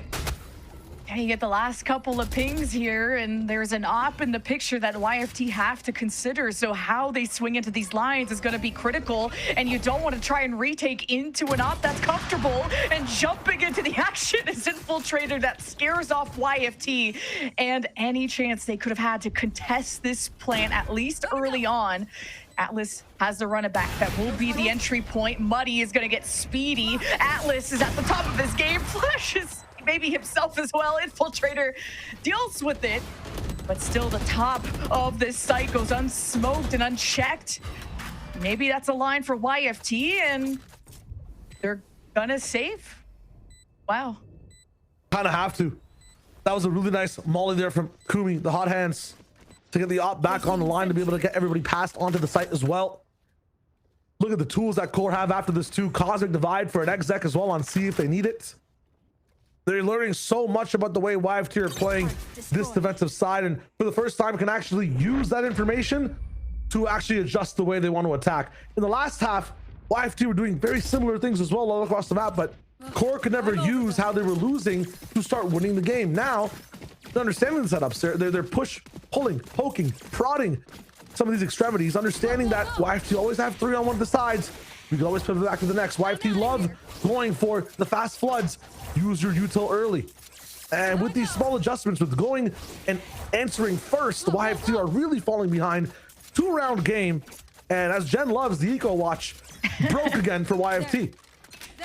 At least, yeah, 4 versus 5 save is kind of interesting. You don't get to see that every day, but like you said, it's YFT that need every weapon in their arsenal to come back into this. The ops still in Core's hands, not having to repurchase it. Here is the peak. Stallion as clean as ever. The best performing player on YFT is still at the top of his game.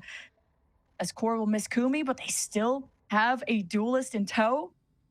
But it's Infiltrator approaching with the up, maybe having to switch this up, but at least he can watch a line carefully. If it goes unsmoked, the Prowler will check left, and Stallion, the timing on this paranoia will be everything, and who is going to be able to follow through on that? For now, YFT are just going to stick to delaying. Started this round off with a smoke in A main that blocked both the sights of short and long. It put so many questions in the brains of YFT.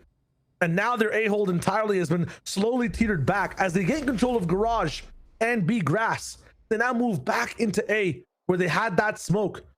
You'll notice here from Infiltrator's POV, nothing is taken. Core, 30 seconds. Do you go to Infiltrator or do you hit the pop?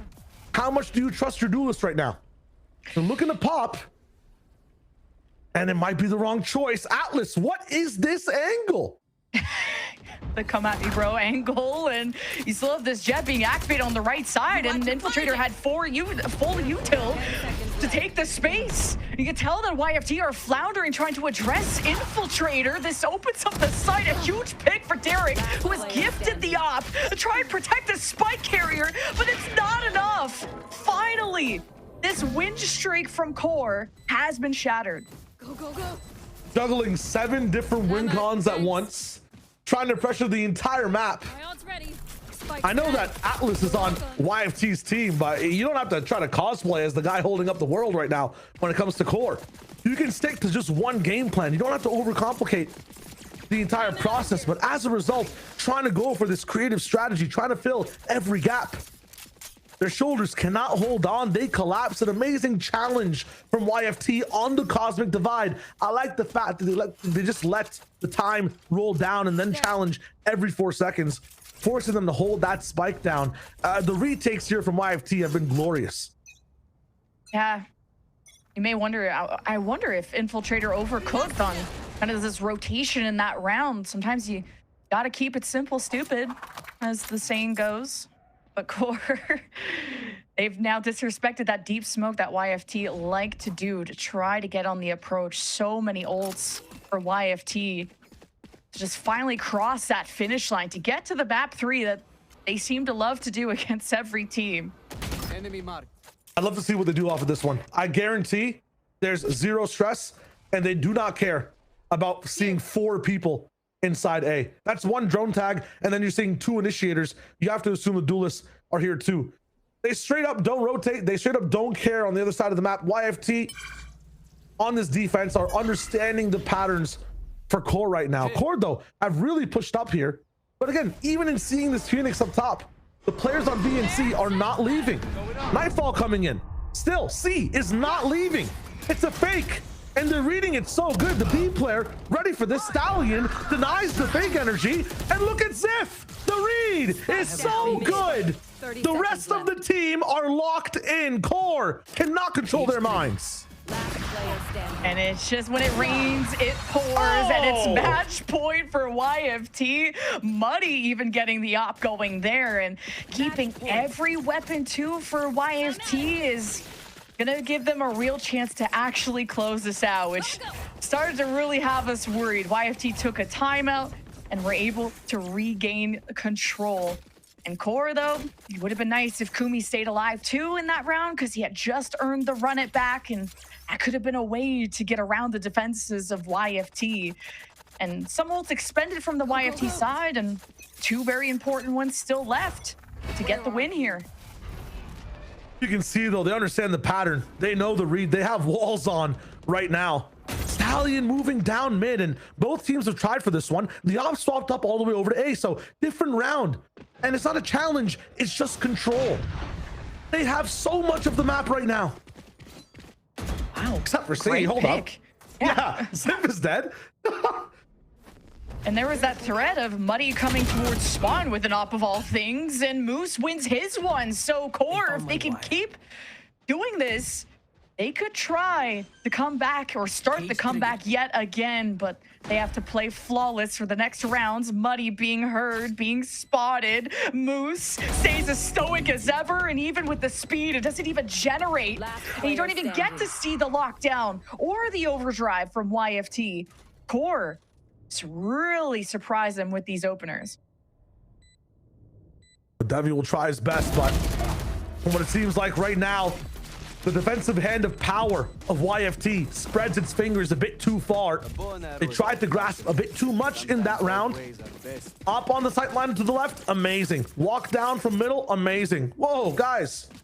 B and A, there's no one here. Our C hold should be strong now, right? No, it's just Ziff. They just tried too much. I guess just a bit too much trust in Ziff's position. But honestly, that's really good, because so far QOR have never had that fast of a pace, Jen, right? They've always been slow to sight. They'll gain an advantage, it still won't hit. So QOR are flipping up the way they're moving on the map now too. They're changing their pace. That's why they won that last round. And QOR still have very high success rate once they actually get onto the site.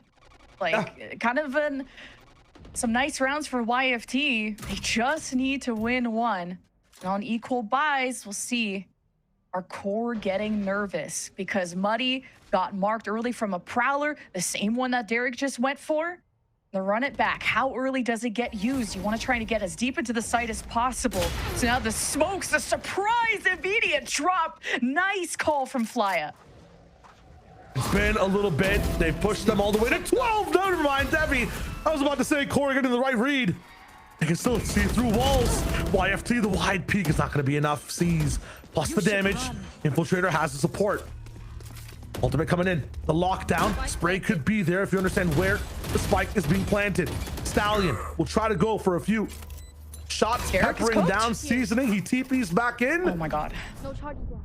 right at the last second, Derek gets out, and that's where Stallion Stallion gets in. just kicks him into the dirt.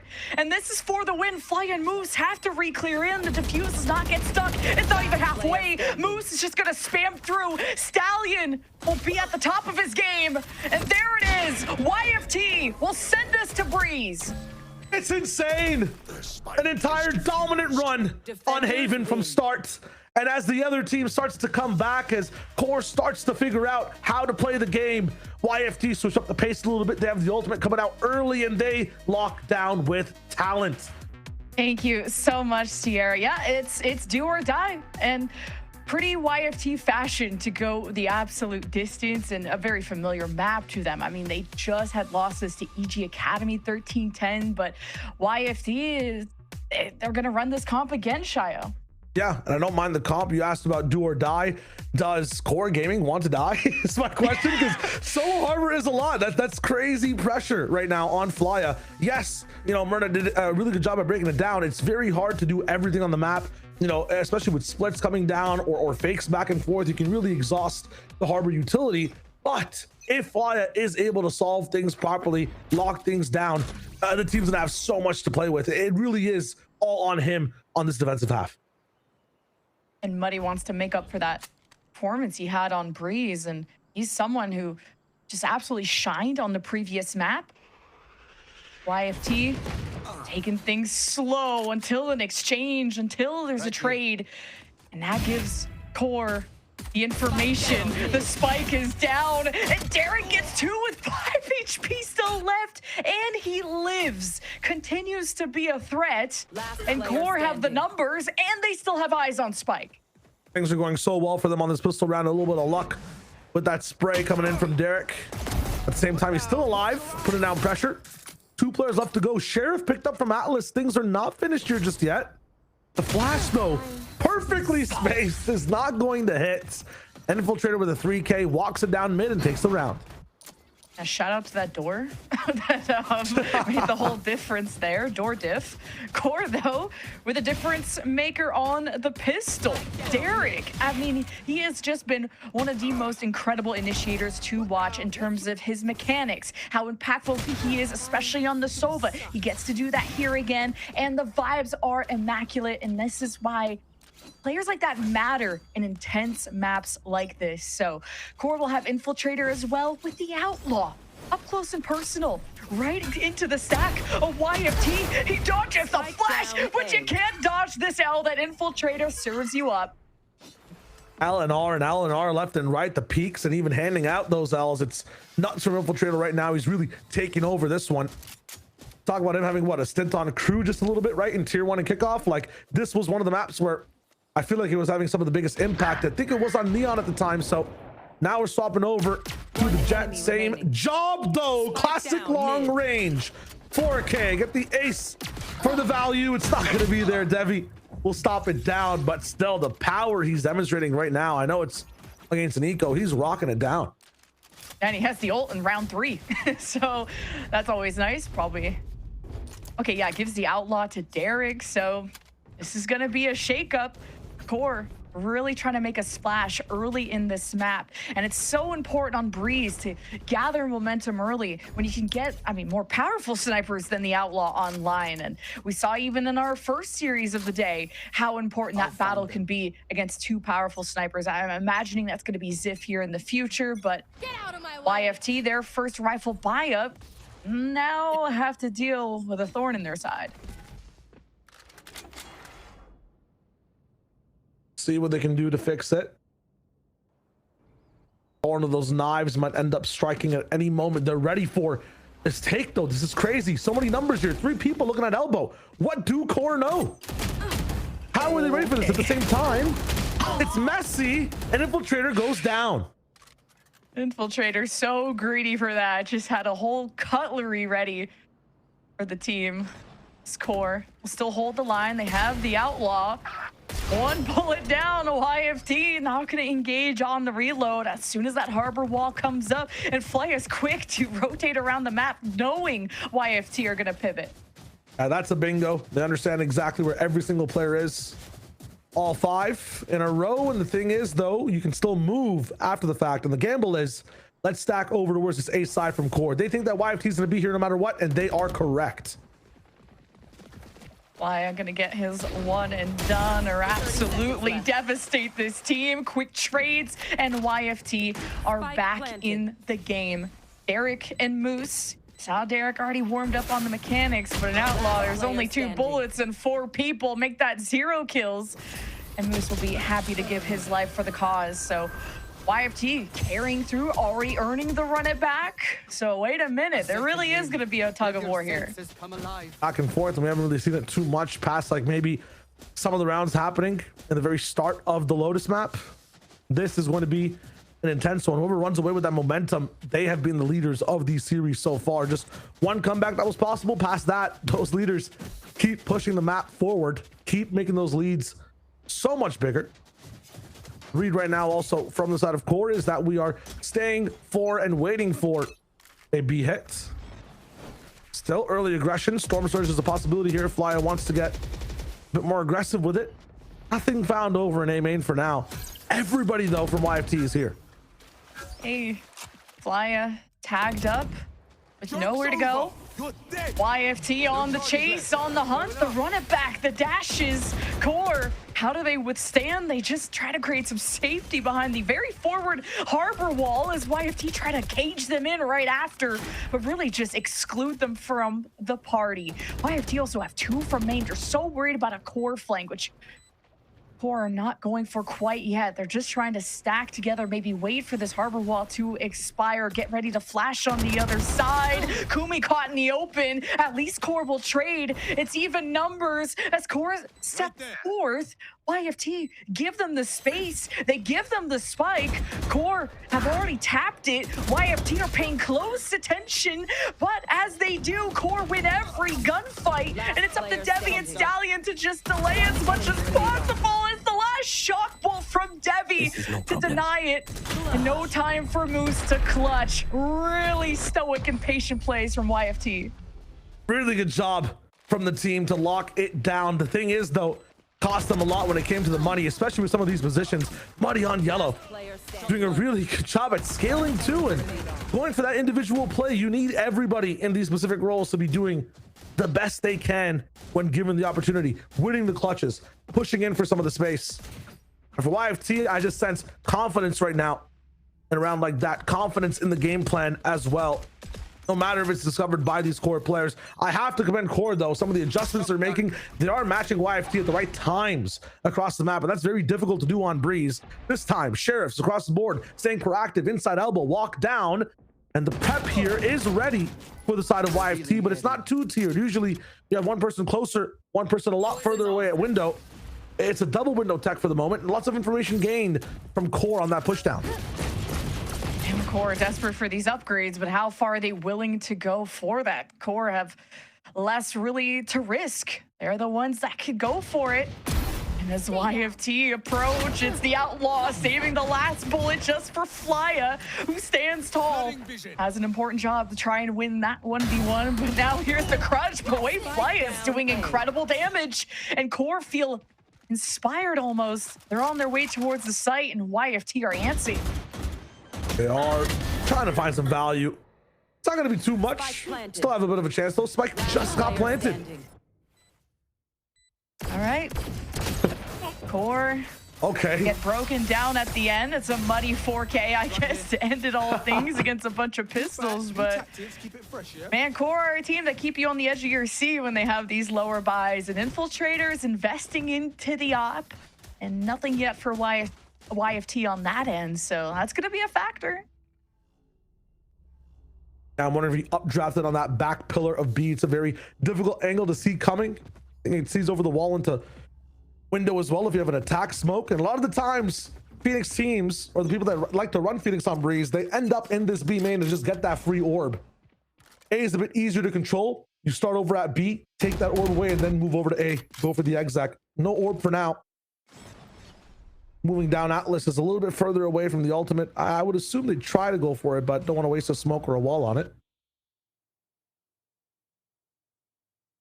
Going to be important for Infiltrator to only go for this angle if he's really certain he could get the first shot in. And off the drone, off the info from Derek. Infiltrator gets a peek at mid, and everyone from YFT dissipates. Just almost really no valuable map control for YFT, as they'll wait for this single controller now to have the smoke dissipate, and for YFT to try and overwhelm these defenders at A again. Up is coming though. You got to be very careful of this one. Already on site, Muddy wants to get into the action fast. Mollies, storm surges, rifles on site. Too much to deal with. We have to call in the thunder. Devi is there. Equalizer hit on board. The spike barely inside it though. Lots of time to work with. The more shock darts coming in. Infiltrator, do you take the timing? Slow it if you try to cross the wall. It will fall down though. The waves reside, the toxic survives, and now there's a pit to get through as well. Infiltrator, it's the timing, one player down. Afterwards, the pit has to be solved. QOR taking their time to explore, and this Viper is just barely keeping this fortress up, all playing through main. The recon from Derek marks no one. The reckoning to re-clear through YFT. They fight, and they overcome, and it's Stallion on top again. Over and over, map to map, Stallion links performances through and through.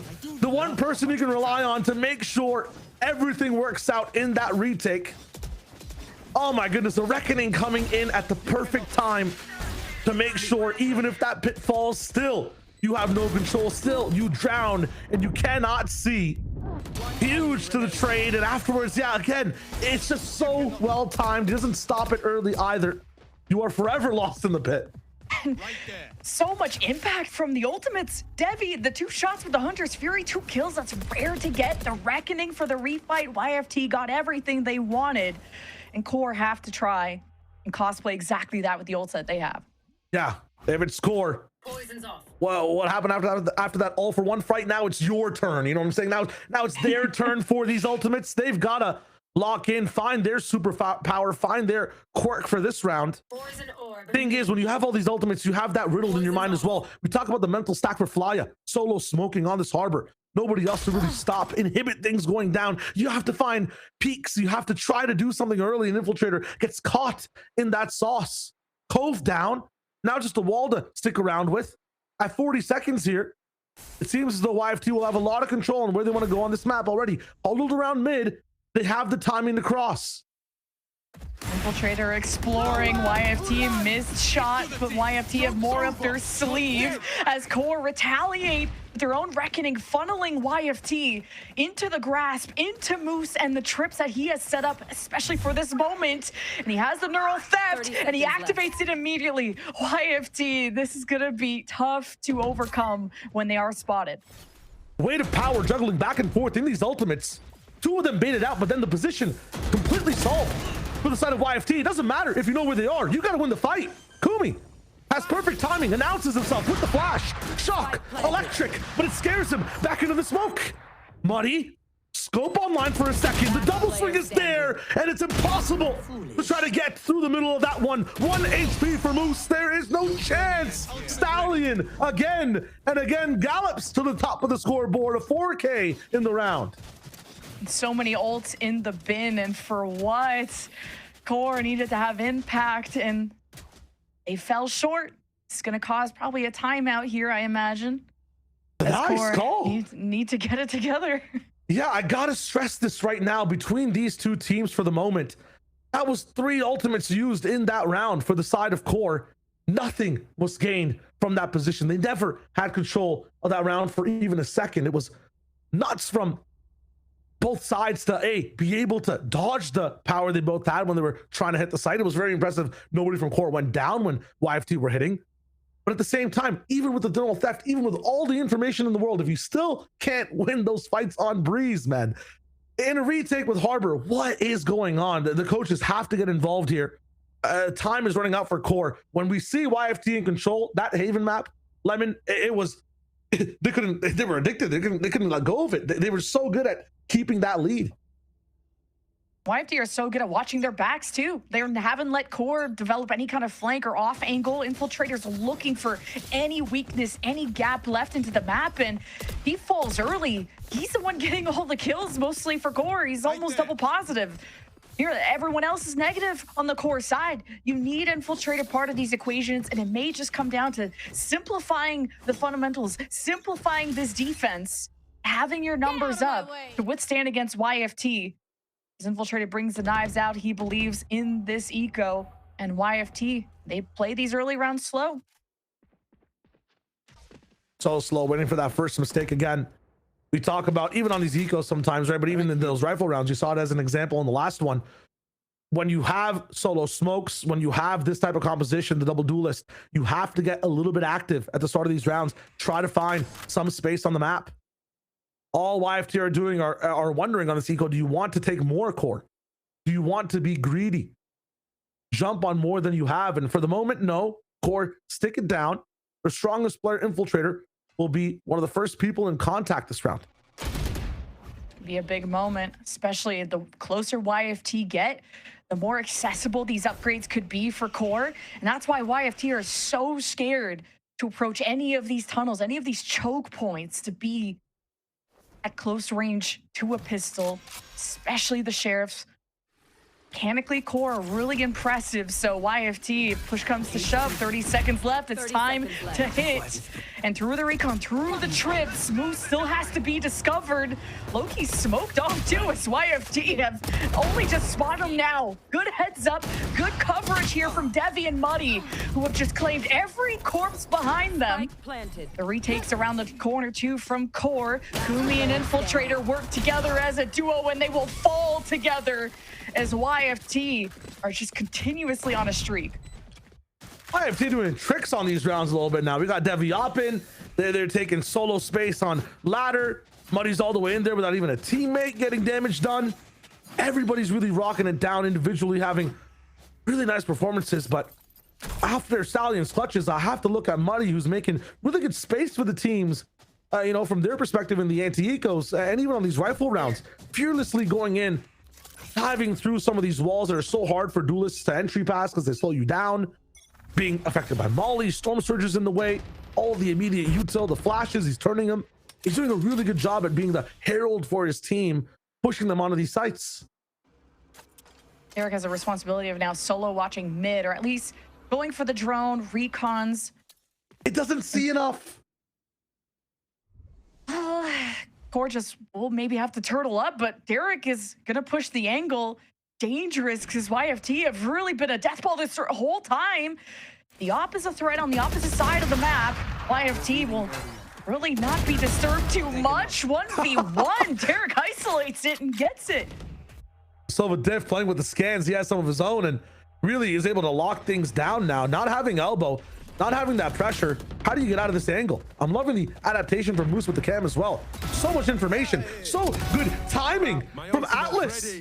Excuse my grammar, I'm distracted by the play. This guy is just looking so good. This is not a run it back either, but he's playing like he has one. Fearless, reckless, endearing for his team. Who's now active, but it's just not enough when Atlas has all the confidence in the world. It's down to Infiltrator, who started things off, and will run it back to put the spike down. Spike planted. Infiltrator still has full health, full armor, dashed out to avoid that confrontation, and Muddy's op is supreme. And Core's economy in shambles. I don't even know if they could buy another op, and there's still one on YFT's side, which is huge for them. There was a nice effort for Infiltrator to get some picks over at A, but all the action was on the other side. Derek created some good opportunities, but it was Atlas owning mid that completely ruined and found that weakness in Core. And this weakness should not exist for Core right now. If you think about the compositions, why Athena was so, I think, critical for there being a solo harbor on this team, it's to fill in the defensive gap. That Cypher is supposed to stop some of this double duelist stuff, or at least give it some hindrance moving over to the site. Thing is, though, on B, Moose has lost almost every single time. The score is 7-2. Core picked this composition knowing to be on defense, knowing they want to stop these duelists and the motion that YFT has right now, but they're just too strong. Muddy is playing at a crazy level, and Atlas that level of confidence, I don't care if you run 5 sentinels, he's carving right through them.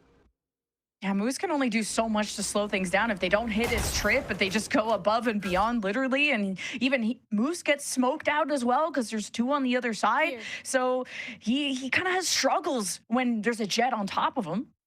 The big thing then is if the Moose pick with Cypher's not working out, if Flya's overwhelmed, Infiltrator, yeah, he's talking like he usually is. We need a hero on core right now. Somebody has to step up.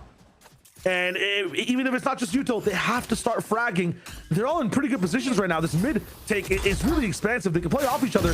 Someone's got to wake up, though. Somebody has to get the trades. Kumi is supposed to be the one that traded off of Infiltrator. He was a little busy. The walls break everything up.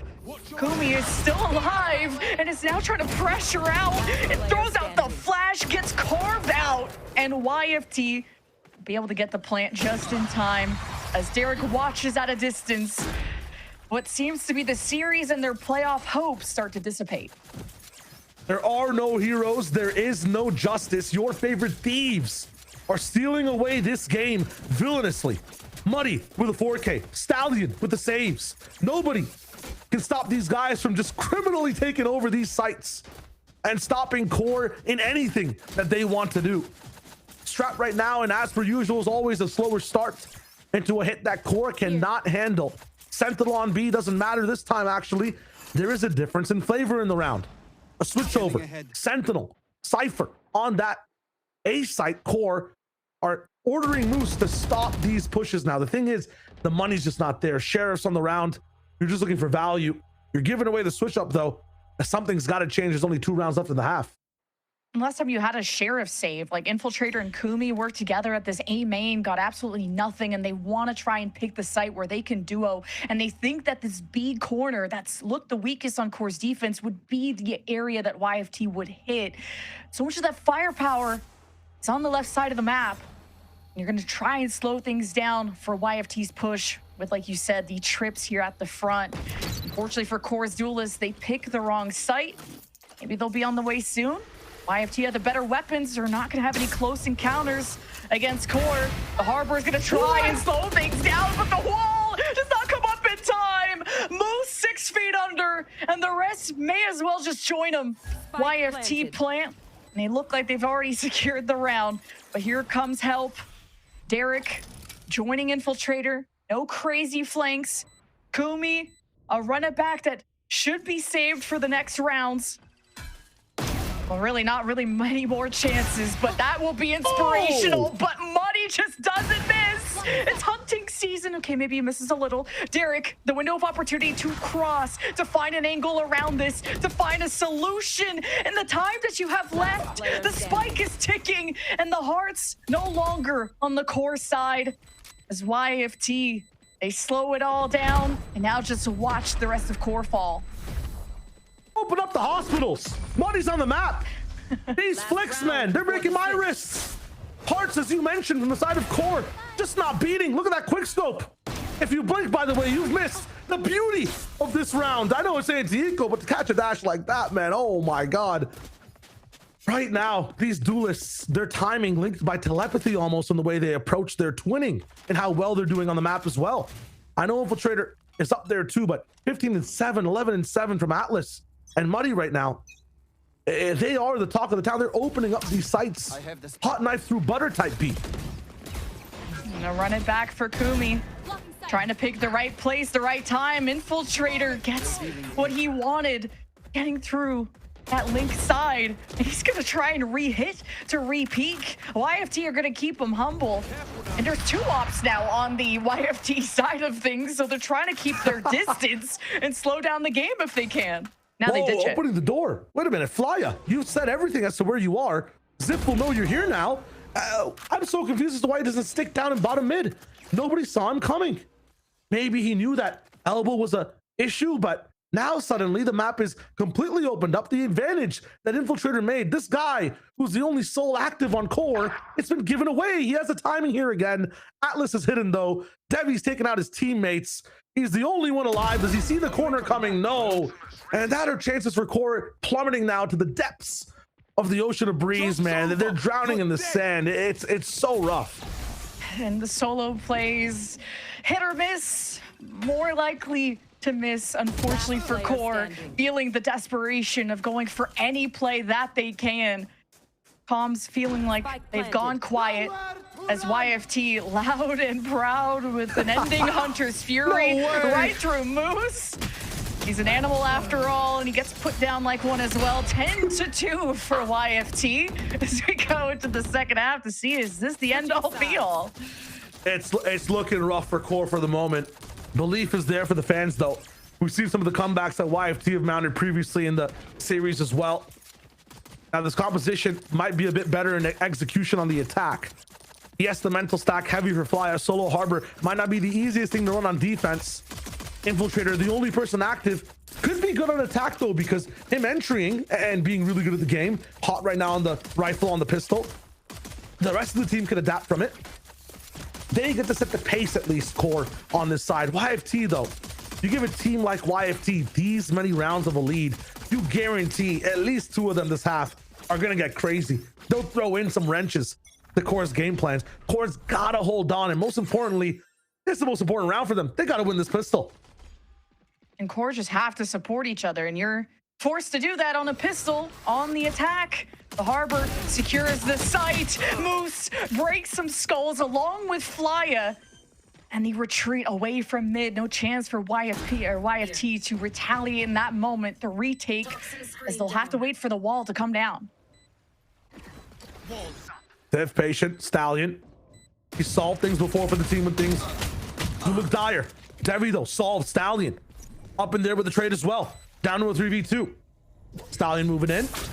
See what he can do. Hurt on the spike as well. Ziff on the backside. They finally link together. The Molly is active though.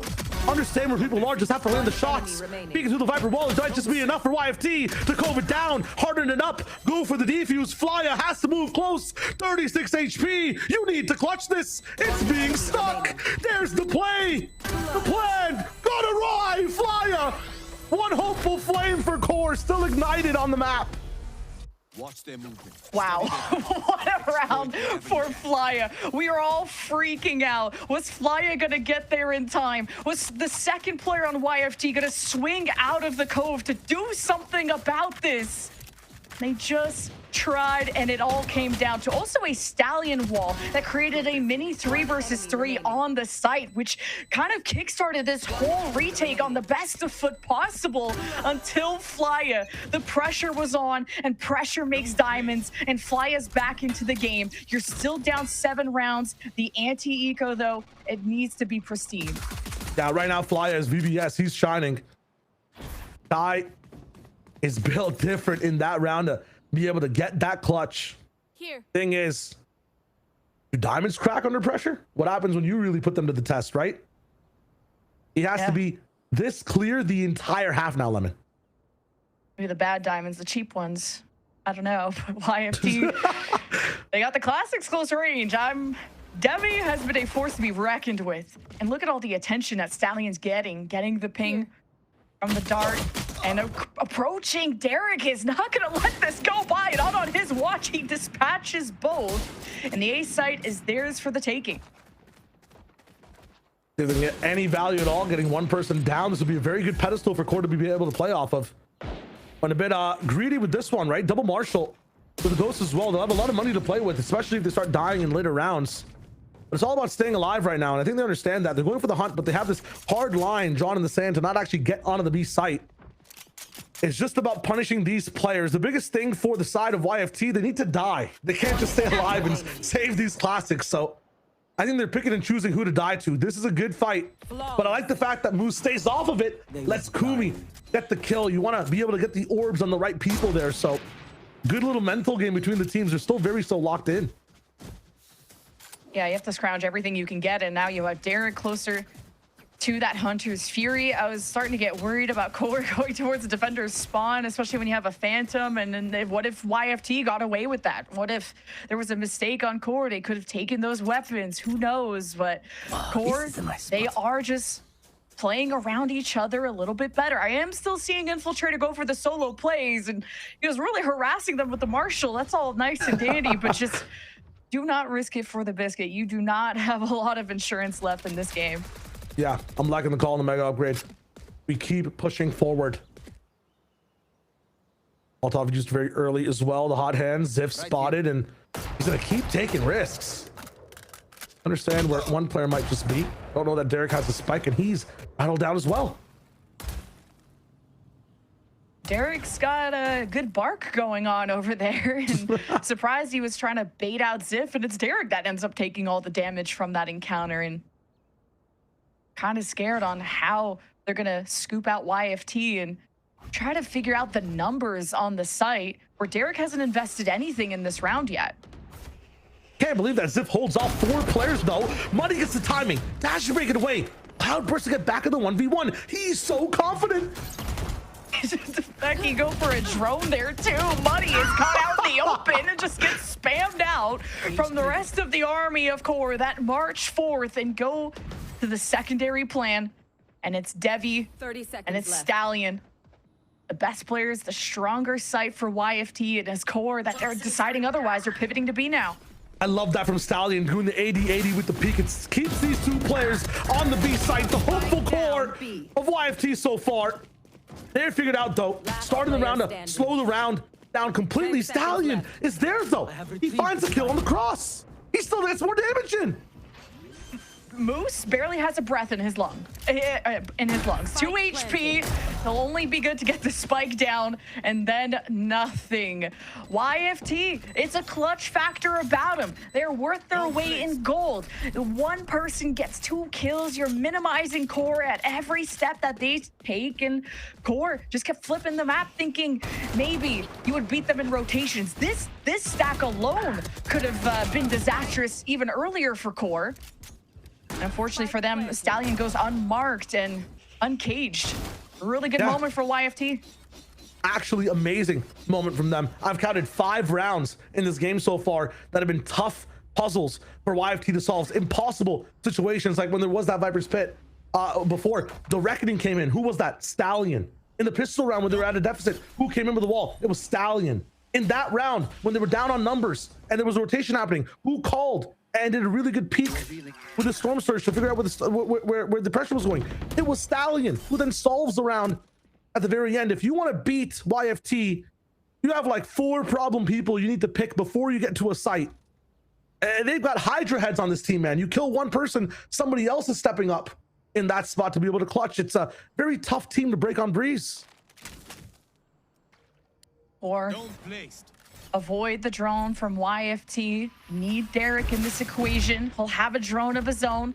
Stallion, noticing some presence in mid, is going to call forth the duelist, and this is a lot on Moose to get this pick, to get the girl theft, and well, someone walks in front of the barrel. Moose, all he has to do is pull the trigger, and so does Derek. All the pins are being knocked down on the YFT defense. The wall comes down as well.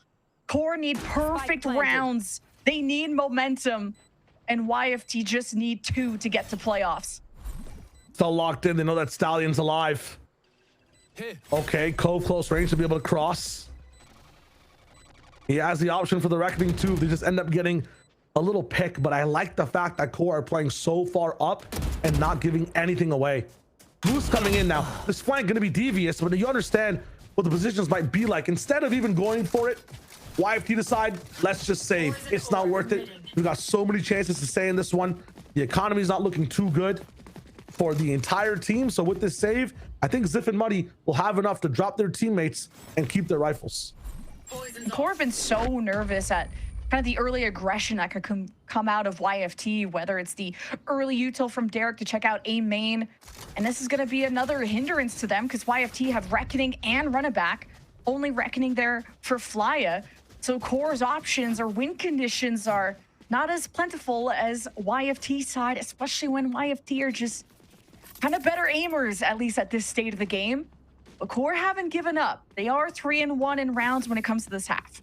A lot of the times, you know, the community also roasts saves. We've seen like on LAN as well, people booing teams, their own teams that save across the world. A save in this position though is amazing. Jen, you're mentioning all this ultimate talk. There's gonna be a hit over here. Stallion staying, by the way. Storm Surge in delay. Hold on with the point. No way you get even a kill from this one, right? Surely. You guys forget about Stallion? What's going on still? A 1 for 2. It's fine for the side of Core. Infiltrator lives too as he went in solo. Core were scared on the approach. Spike Still planted. managed to deal with the problem. 4 versus 3. As YFT quiet, patient, Atlas now getting just hounded by Core. But just the gunfights go YFT's way, and we needed perfection out of Core. And now we need a 1 versus 2 out of Flya, where YFT will go to match point, series point, and Core cannot afford that. The only variable here is time, and Fly is playing his life. YFT have to bait him out of this secure location, and the smoke is gonna get him worried, but the stack is there! Flya clutches again! Over and over, these Harbor players are finding ways to keep their teams afloat. Masters of water, masters of the clutch for the moment right now. And on Breeze, it's anything but a vacation for Core and Flya. He has to call everything, clutch everything, and do it alone in utility 2. The solo smoker for the team actually is able to see through the cloudburst and get Muddy down. Biggest thing for this team right now, Core, is they need kills. We're talking about the saves before to get these ultimates online. Every time YFT does decide the round is too hard, they inhibit Core's ability to get their ultimates online. They save their bodies, save their own orbs. Core right now need to hunt when these rounds are ending. They have to put everything on the line, run it back, coming in towards the ladder side. The dash updraft is not going to be possible. Denied from Muddy.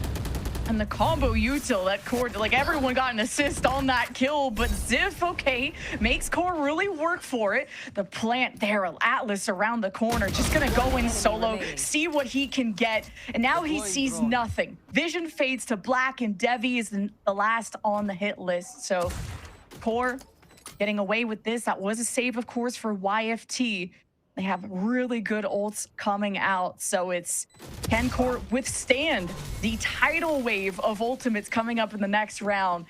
And can YFT pull through on that buy? That's going to be the round to watch, folks. Yeah, look at all those blinking lights. Ziff, if we had the pit, yeah, would be cool too, but not the most impactful ultimate on this map. Defensively, at least, it can be solved. It can be worked around. Look at everything else, though, when it comes to impact. Run it back, put a duelist in your front line. Stallion with the Reckoning has solved 5 different rounds. Devi's Hunter's Fury's getting 2Ks back to back, and Muddy, I mean, just look at the scoreline right now. Give that guy knives and verticality. It might be over. This is the ultimate test to see if Core can stay in the game. And it's gonna have Muddy on an Operator 2 ultimate hard mode. And to do it solo, for Core to steal it away, or for maybe YFT to ring true and this Core flood in. It's just overwhelming for YFT. They have a Reckoning for the retake, and YFT just need to buy a little bit of time to catch their breath and to work off of that. Not a single person died to the Hunter's Fury. They're running back on no value. Moose has a Mega Lurk. Spike is planted. They're trying to save. It's all about the kills. It's all about economy. They need to keep trying to get these ults online. Muddy and Devi do not want to give these guys a chance. Look at Infiltrator. 1 orb away. Flya, 2. Derek, 3. Second save in a row. They're not getting their ults. Or the op is 2, and Core just keep trying to take swings. And it's costing them, but hey, thankfully Core have had such a solid second half. But because they really fell short on their defense, it's going to take just this Herculean effort. And there, Muddy, it's another pick with the op. He continues to keep it. And on the side of YFT, it's important because he can't afford another one. This is such an important kill. Derek does get it. Now just 2 away from his ultimate. At 8-11, every single orb here will matter. You only get 2 to control every round. Everything else is determined by kills. And if you get that spike down now, Core are doing a really good job at getting that spike. But again, YFT are guarding their bodies with these saves over time. Core finally have found a way through. They've found some momentum. So YFT with their signature timeout. Jen, you've called it before. When this timeout comes in, it hits a little bit different, right? Yeah, in the second half, it's like YFT have just gathered all the evidence, mountains and mountains of paper, and then it's the final crunch. It's going to be around this Stallion reckoning and how YFT kind of create this second fight to retake, to play off of that. Stallion living so deep into these rounds has been so pivotal to their success, but unfortunately for them, the retakes, it gets so close, but no cigar. Only one successful retake for YFT, and they really need just two to get to playoffs. Hot take for me, scorching one. You doing a Bistek here. I know it'd be a little bit big brain, but look at how close these guys are to ultimates. If the round starts and you just go for a snake bite, hot hands play. They get no orbs. I know it gets to 11-9. I know every round matters. But then you have that reckoning, then you're ready to go in the next one. They're obviously not going to go for it this time. It'd be crazy if that call out worked. But now, the question is for me on core side, who is going to get the kills? I'm paying attention to the ways you come back in this game. It's those ultimates. Flya and Derek will be the best people to get those kills online. And core in these moments where they know YFT are saving, they look to absorb that pressure to play towards spawn. Have an outlaw sitting in spawn. It's Moose that has it. The drone shot down. YFT now have an idea that there are still some members lingering in spawn. And with no smokes up for YFT, they know no one's approaching. Heavy's taking some punishment on that angle as well. Crunch coming in now fast. The pace has switched up. The Storm Surge will completely break it down. Okay, and the wall stretches all the way over to main as well. Devi focuses on the one side. Reckoning is being invested and actually coming in, but Infiltrator sees through the seas themselves, and Kumi is there, fire pushing past the ocean. It's enough for the team to get in, get up to round 9. If nothing else goes wrong, the knives are too dull. The skies are so bright for core. And core just needed to play as a unit to support each other, even through the reckoning, which was so well timed for Stallion to not immediately pull it out as soon as he saw someone, to wait for the regroup, ready his team. But it's a core flawless as they were resilient through such a well-placed ultimate. Not enough for YFT. And now this 10-2 lead that YFT had has now been minimized to just a 2-round difference between the two teams. Biggest thing for core right now is they have baited out the reckoning from YFT. They've solved the punishment. They have a little bit of room to breathe. Hunter's Fury from Derek as well. They can really translate using that ultimate to round 10. Got Flya online with his after this one when he plants. That's round 11. Suddenly we're tied. Ziff though wants to have control of this round himself. And Derek has a Hunter's Fury. If they want to disrespect it, they can. And I think Ziff just needs to find a corner and just sit pretty and not be in range of this. And core don't look like they want to address it, at least yet. They have a plan for it. I like that you called that out, because I think YFT are thinking about it too. They've got 2 more people backside B with the Viper Spit. They're thinking that core will disrespect this. Oh, the drone doesn't get far enough there for Devi because of that trip, so not fully aware where core could be. I think it actually was able to see a few more than 2 people. You can see a little bit more of a hunkering down from the rest of the team on the A side as some people get away. Left behind is Flya, and that's one of the callers of core, if not the most important one. So he has to join the squad here at A. But you look towards Infiltrator, who's had such an incredible round. To be cemented, left. To be supported, for core to go in as a squad, and it's all lying on Atlas, basically solo. His Stallions all the way at the back. Core now will have more hurdles to jump through. If Infiltrator crosses this wall, he will be solo, and Atlas encounters him before he can cross. There's 10 seconds left, and core still has the plant. YFT on the edge of match point, and Atlas is just the final boss. He crosses up multiple. Make it 4! The ace denied from Kumi, but a 1v3 seeming unachievable. But Kumi will do his best. Flash on the other side of his own wall. Too many angles to watch, but a spike that he has to guard with his life as YFT start to work the map. Kumi isolates the one. The stack works its way around. Kumi has a read on it, but Money has the shot.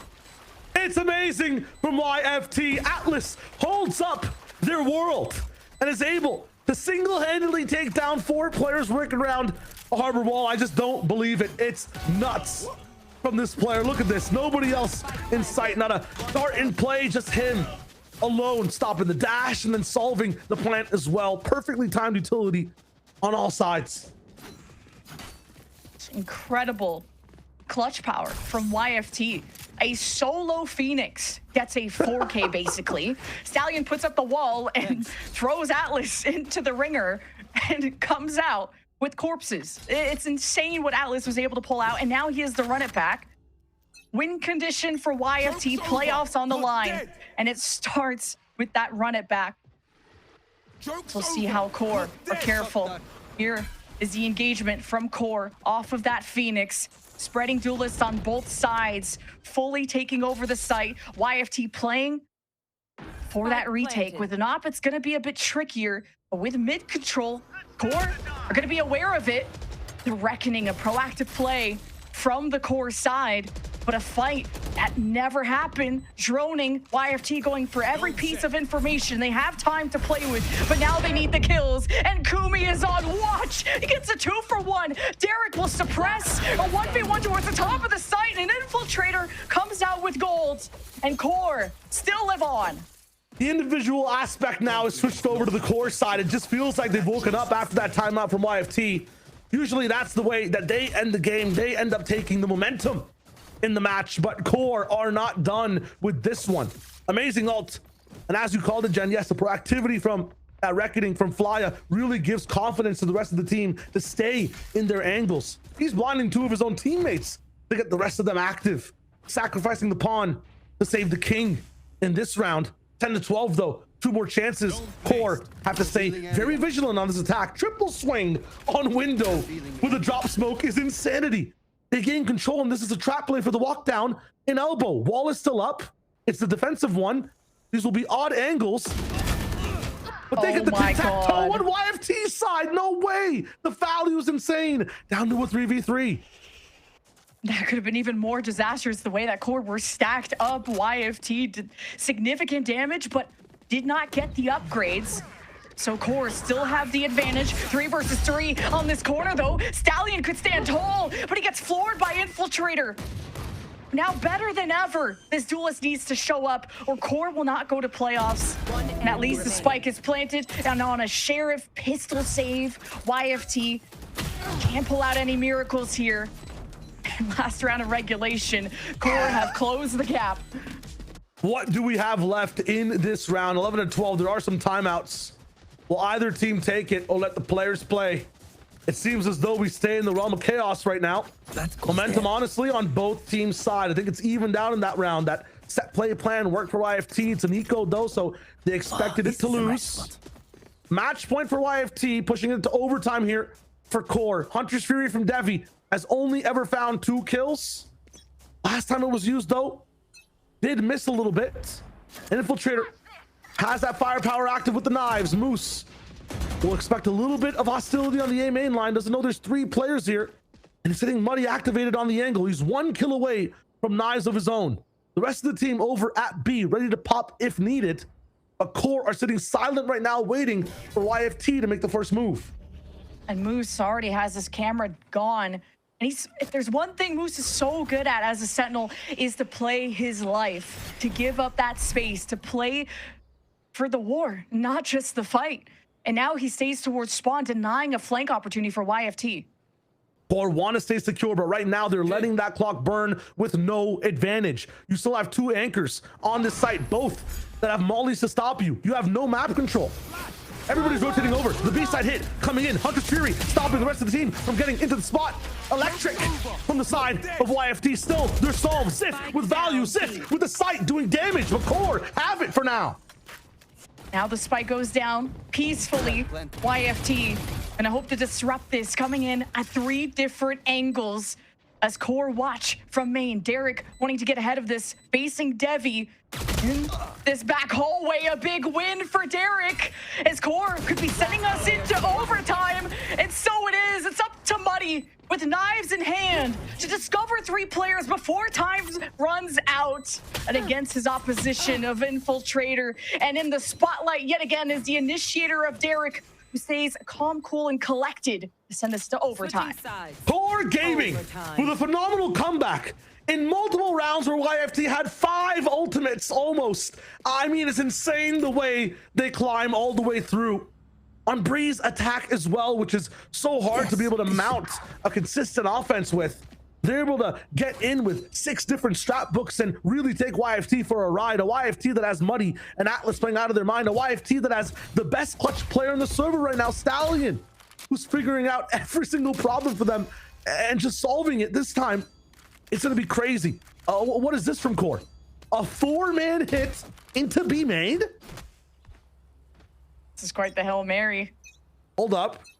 Let it cook. Window might be the option that stops it all. It's about to get hairy. It's about to get crazy. Dash in Kumi with the first blood. Devi is trying to make things survive. YFT respond with a thunderous roar. 4 players hold it down.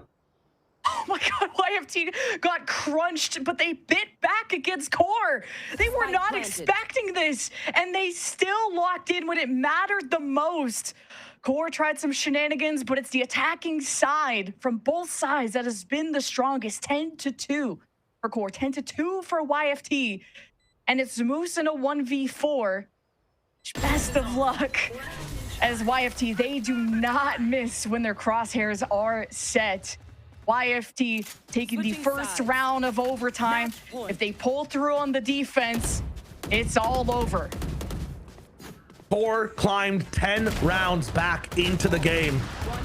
One call, one strat might see them free falling all the way back down after all that hard work. A 4-man push that still looked so fruitful towards the very end, solved by a difference in aim for YFT. 3 different 1v1s lost towards the end there.